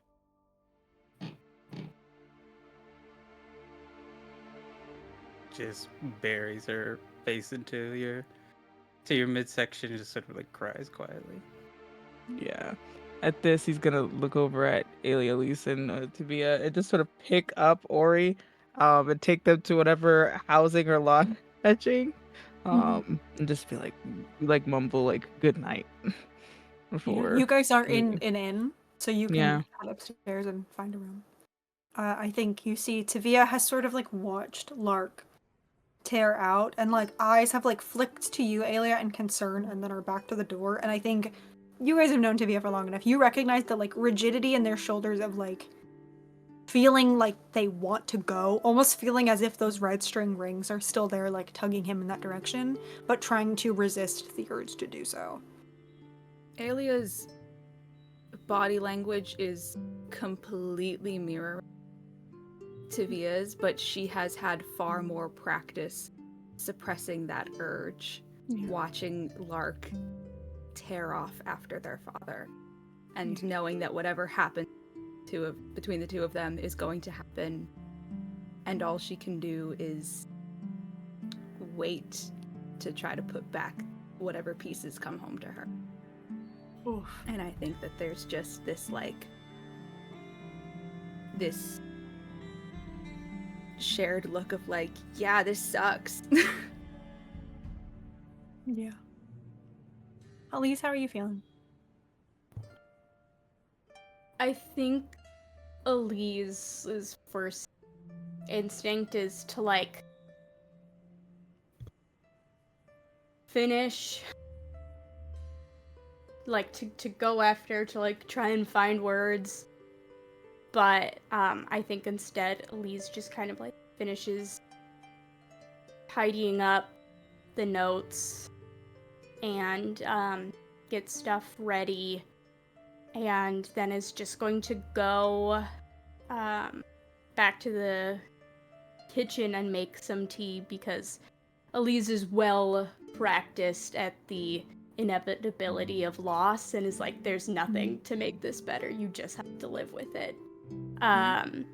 So it's just gonna like, I will be business as usual because someone has to be, and when they need something they will make it known. So just goes and makes some tea, and we'll probably, after that's done, go up and find a room, but we'll keep a door open in case anyone needs. Sure. Absolutely. Take a point of gem inspiration, because that's sad. Affectionate. It's nice detail. Then we will follow, for the moment, Lark out the door. Lark, you step out into the night air, and you see Thorn's kind of like shoulders slumped, retreating figure walking down the road with this, like, I don't remember if I said crow or raven. I think I said raven. This raven kind of like perched on his shoulder still. And you hear, like, as the door kind of like clumsily like slams behind you with the force of your tearing out, Thorn slows but doesn't, like, pauses but does not turn. You do? I do need something, actually. Head kind of turns in your direction. I need to hear you say it. Kind of like there's a moment where they don't turn, and then you see like a big kind of breath, like an intake of breath, and he turns, and the shoulders, like with the force of that intake of breath, his shoulders stay straightened, but it seems like he's taking a significant amount of like focus to appear composed. But even at this like distance, you're like maybe 20-30 feet apart, you can see like the shine in his eyes just a little bit, and he just looks at you. What would you like to hear said, Lark? Who are you?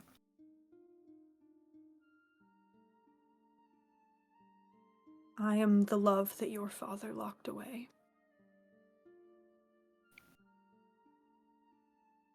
I am the embodiment of his joy and his hope and his belief that the world could be good. The part of him that dreamed.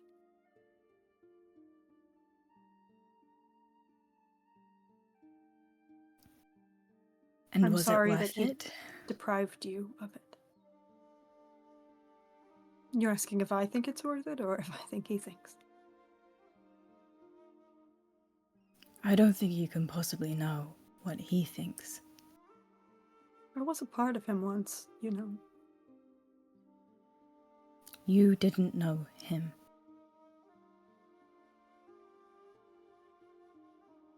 I mean, I'm a bit biased. No, I don't think it was worth it, but I think in a moment, nope. No.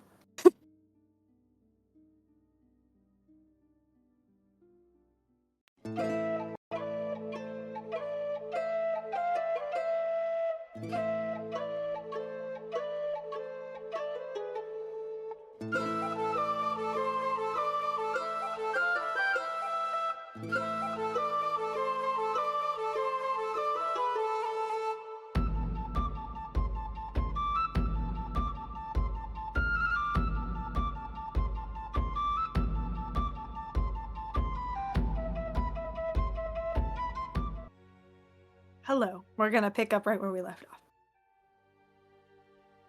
I'm biased, but no, I don't think it was worth it. But, I think that it was a choice made at a time when everything felt wrong and impossible, and it was one made from a grief he no longer wished to feel, and a genuine desire to help his people. Our people. No, I will not defend the decision beyond knowing what it felt like to do it.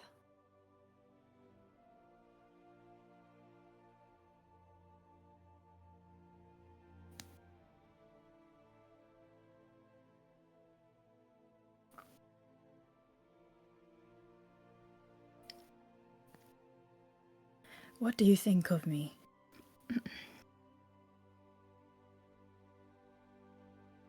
I think you are kind. I think you are the kind of person who walks into a place like this and finds the beauty, even despite being deprived of so much of it from the person who should have taught you it, presumably.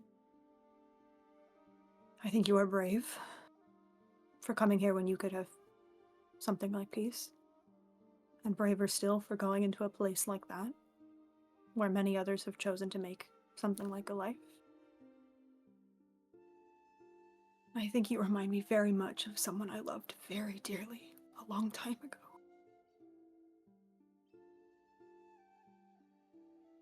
It is nice to see a piece of him in this world.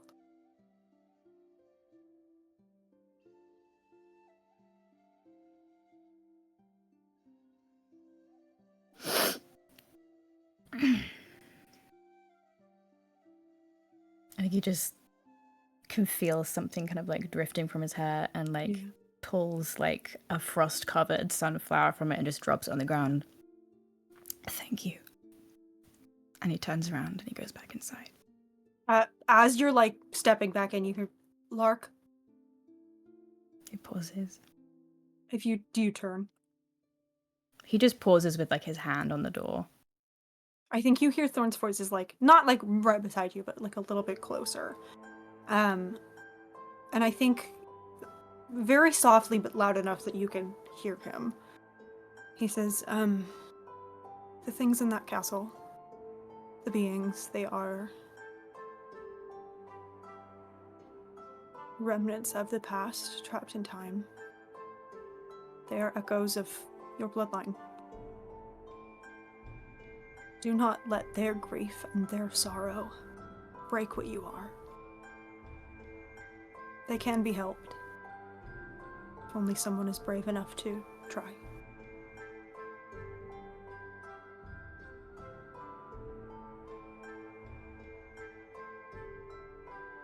I think he looks back.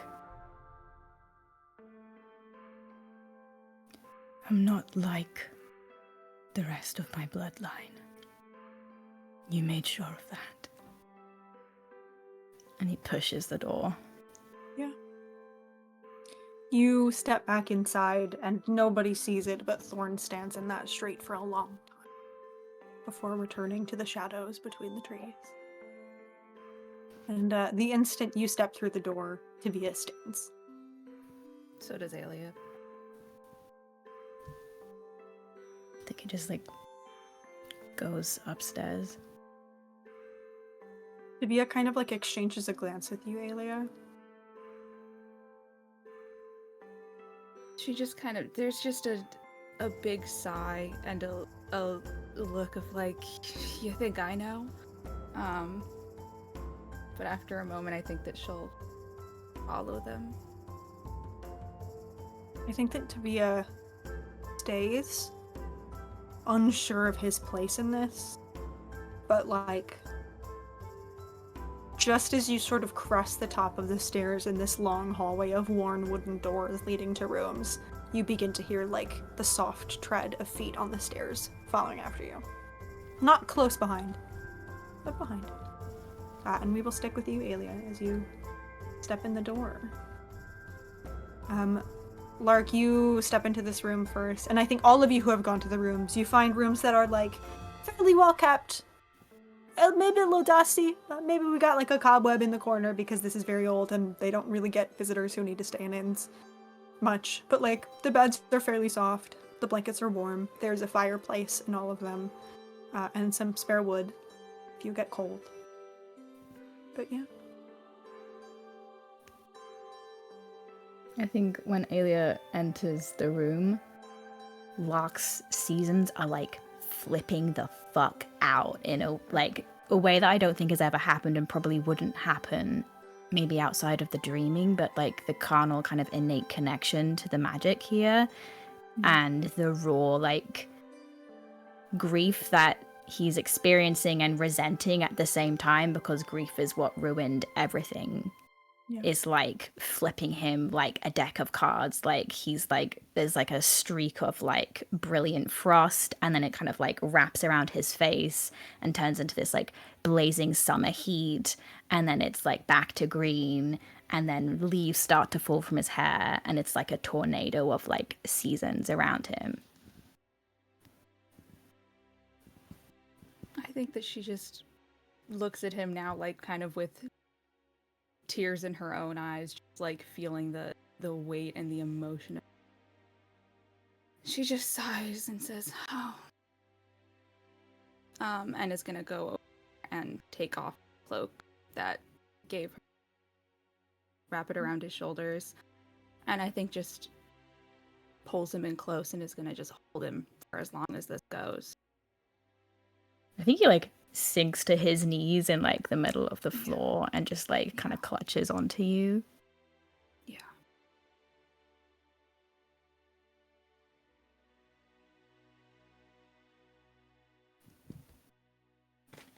Does Tavia ever enter the room? I don't think Tavia enters, but I think you hear the familiar kind of careful cat-like footsteps on the very, very creaky old wooden floor. And I think if either of you look at any point, you can sort of see the shadow cast of a figure standing out, not right up against the door eavesdropping, but just outside the door waiting to be needed or wanted. Just waiting, but no, he does not come in. I don't think Lark knows how to verbalize it, but I think being wrapped up in Alia can kind of almost see the kind of the wound up tension in their shoulders of waiting for that door to be pushed open. Mm-hmm. Sorry, is that door closed right now, or is it? I'm assuming, unless you left it open behind you, Because you were the last one in. I don't think that Aelia had the wherewithal to close it. Okay, so yeah. I think it's still open. Then and I you think, sort of see like just like sort of this much of Tivia's like face and silhouette kind of leaning against the wall, eyes downcast, very clearly not trying to intrude Yeah. on the conversation or what's happening, but like hands in their pockets, just sort of like being there. I think that with one arm kind of still wrapped around Lark, running her hands through their hair, I think that just kind of half looking over her shoulder, the other one just reaches out. I think you see like the one of Tivia's eyes that you can see kind of like flick up and meet yours, and I think you watch as like the eyebrow that you can see sort of like raises as if in like startled, and then in it like once that like half instant of surprise passes, he sort of like carefully eases off the wall and like pushes into the room very quietly and just shuts the door behind with a click, and like hesitates like 5 feet away, again not sure what the boundary is. Let's keep going because Briar's been coming back like 2 seconds later, and then worst case if not, we'll go to break. Perfect. Oh my god, speak of the devil. I summoned him back. But yeah, just kind of like lingers. And I think Aelia, as you're hugging, like you see like a little like hand flex from the resisting Don't do the fucking. I'm gonna do it. This is our hand flex. That's crazy. Right in front of my salad. Right in front of my salad. Anyway, I think the minute that like Tivia's shadow falls over them, that's when like Lark's seasons like have a brief pause, and the first time since like they've been in.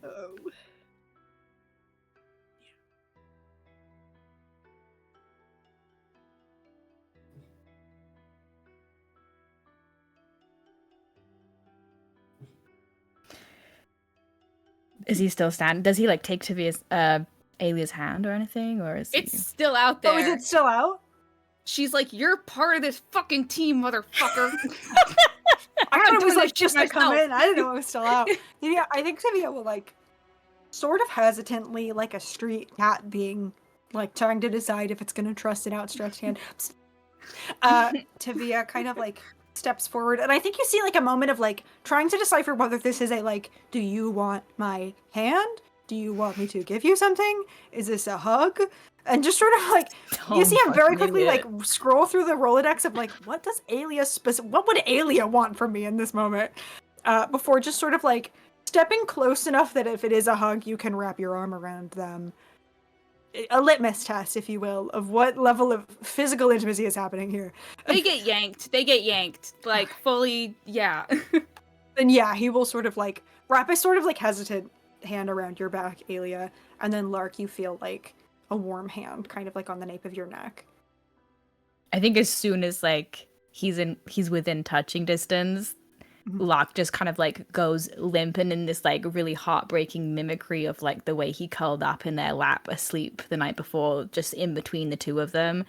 Like only then do they start like really crying, and it's like really like messy childlike crying as he just kind of like has one hand on like both of them. But the more he cries, like the more the seasons seem to settle, and it's like he's fully in winter, and as he cries, the winter like bleeds out of him back into spring again. Yeah. You feel a very hesitant, soft, like, kiss on your hair, and then Tivia's chin just, like, comes to rest on the crown of your head. You can have a little cry. Great. Cool. So I think once the, like, strongest swells of that crying pass, Tivia will just sort of sigh and just... Do you want me to go kill him? I can go stab him if you want. Please don't. Good. Would that help? I mean, you can see he's joking, but... I think, let's keep the kill count where it is until tomorrow. Got it. Give me the word tomorrow and I'm on it. Thanks. Yeah. I think we'll kind of pull back from this moment and go check in with Ori and Wick. Hi. Hi. Anything Hi, you want? If you don't want anything on screen, that's okay. But I want to give you the opportunity if you would like to be sad and gay in the studio. Zori's still. I don't know if we're still crying. I don't think baby girl's recovering. I think this is the first time she's felt a big emotion that's attached to her. She's seen grief, but to experience grief is a completely different and foreign concept to her. I think we do the thing, we do the do, but I think after that, I think she uses the last of her charges for the day to summon the first time her and Thorn had met. So I imagine you're asleep, but you wake up to the smell of the lake or the smell of the loch. And it's just the whole room kind of looks like the loch and has Thorn there. And Ori doesn't have physical form yet, but it's just a very sad and lonely man asking the lake to see bits and pieces of his dreams, and her just kind of sitting at the edge of the bed, sort of crying and looking at him. Yeah. You see a version of Thorn it's not think that you have never seen before. Thorn looks like age-wise the same because Thorn has not aged a day since it happened. The incident, trademark. But you see Thorn in winter, which you've never seen before. In full winter, hair still is long, icicles and frost kind of clinging to his cheeks as he braces a hand on either side of the lake and just sobbing, begs to remember, begs to understand what happened.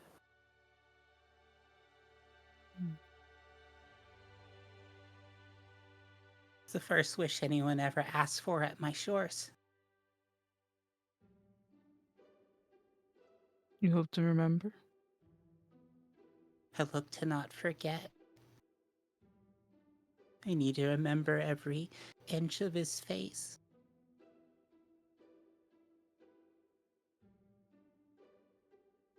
He was so sad and scared.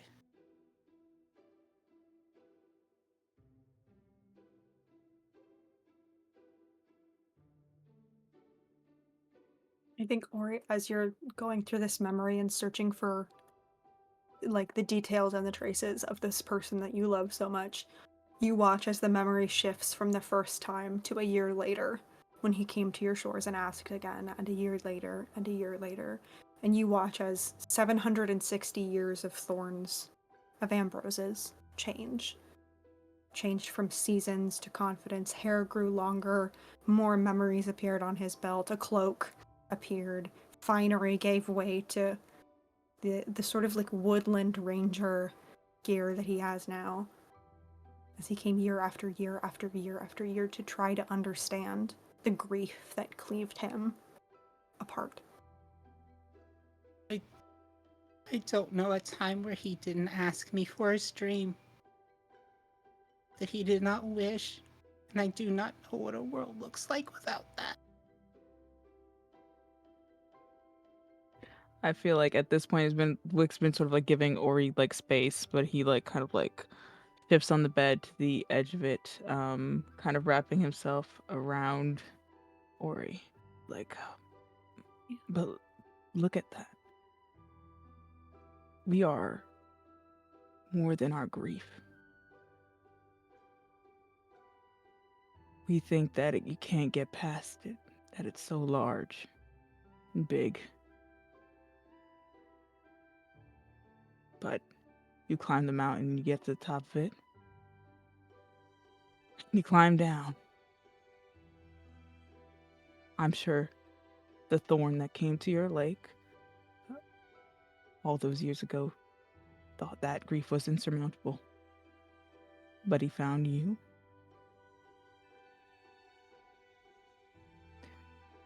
You make new memories.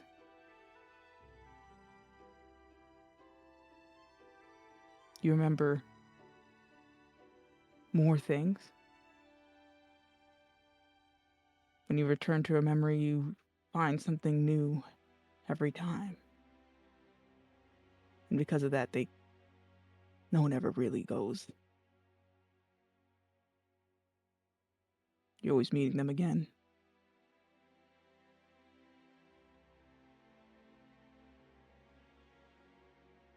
She like gently kind of reaches up over the top of her to grab your head and very gently kiss the bottom of your chin. You'd see that he's I did- crying too. You feel the tears. When I met Elise, Hmm. I remember seeing her dream. I did not understand at the time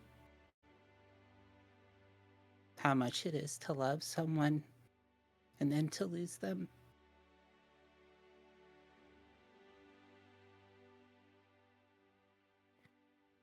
New experiences, right? I did not know this was an experience. It feels so heavy.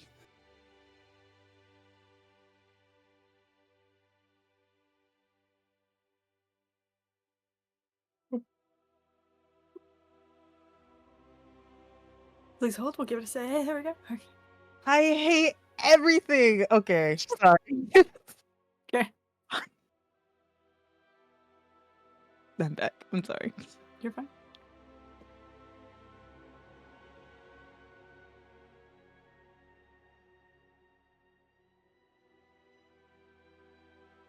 Speaking of experiences, thank you for that one earlier. I feel like Wick would just blush, like full face blush. You don't have to thank me for that. I'm glad we got to be one. I'm just gonna kiss Ori. Yeah.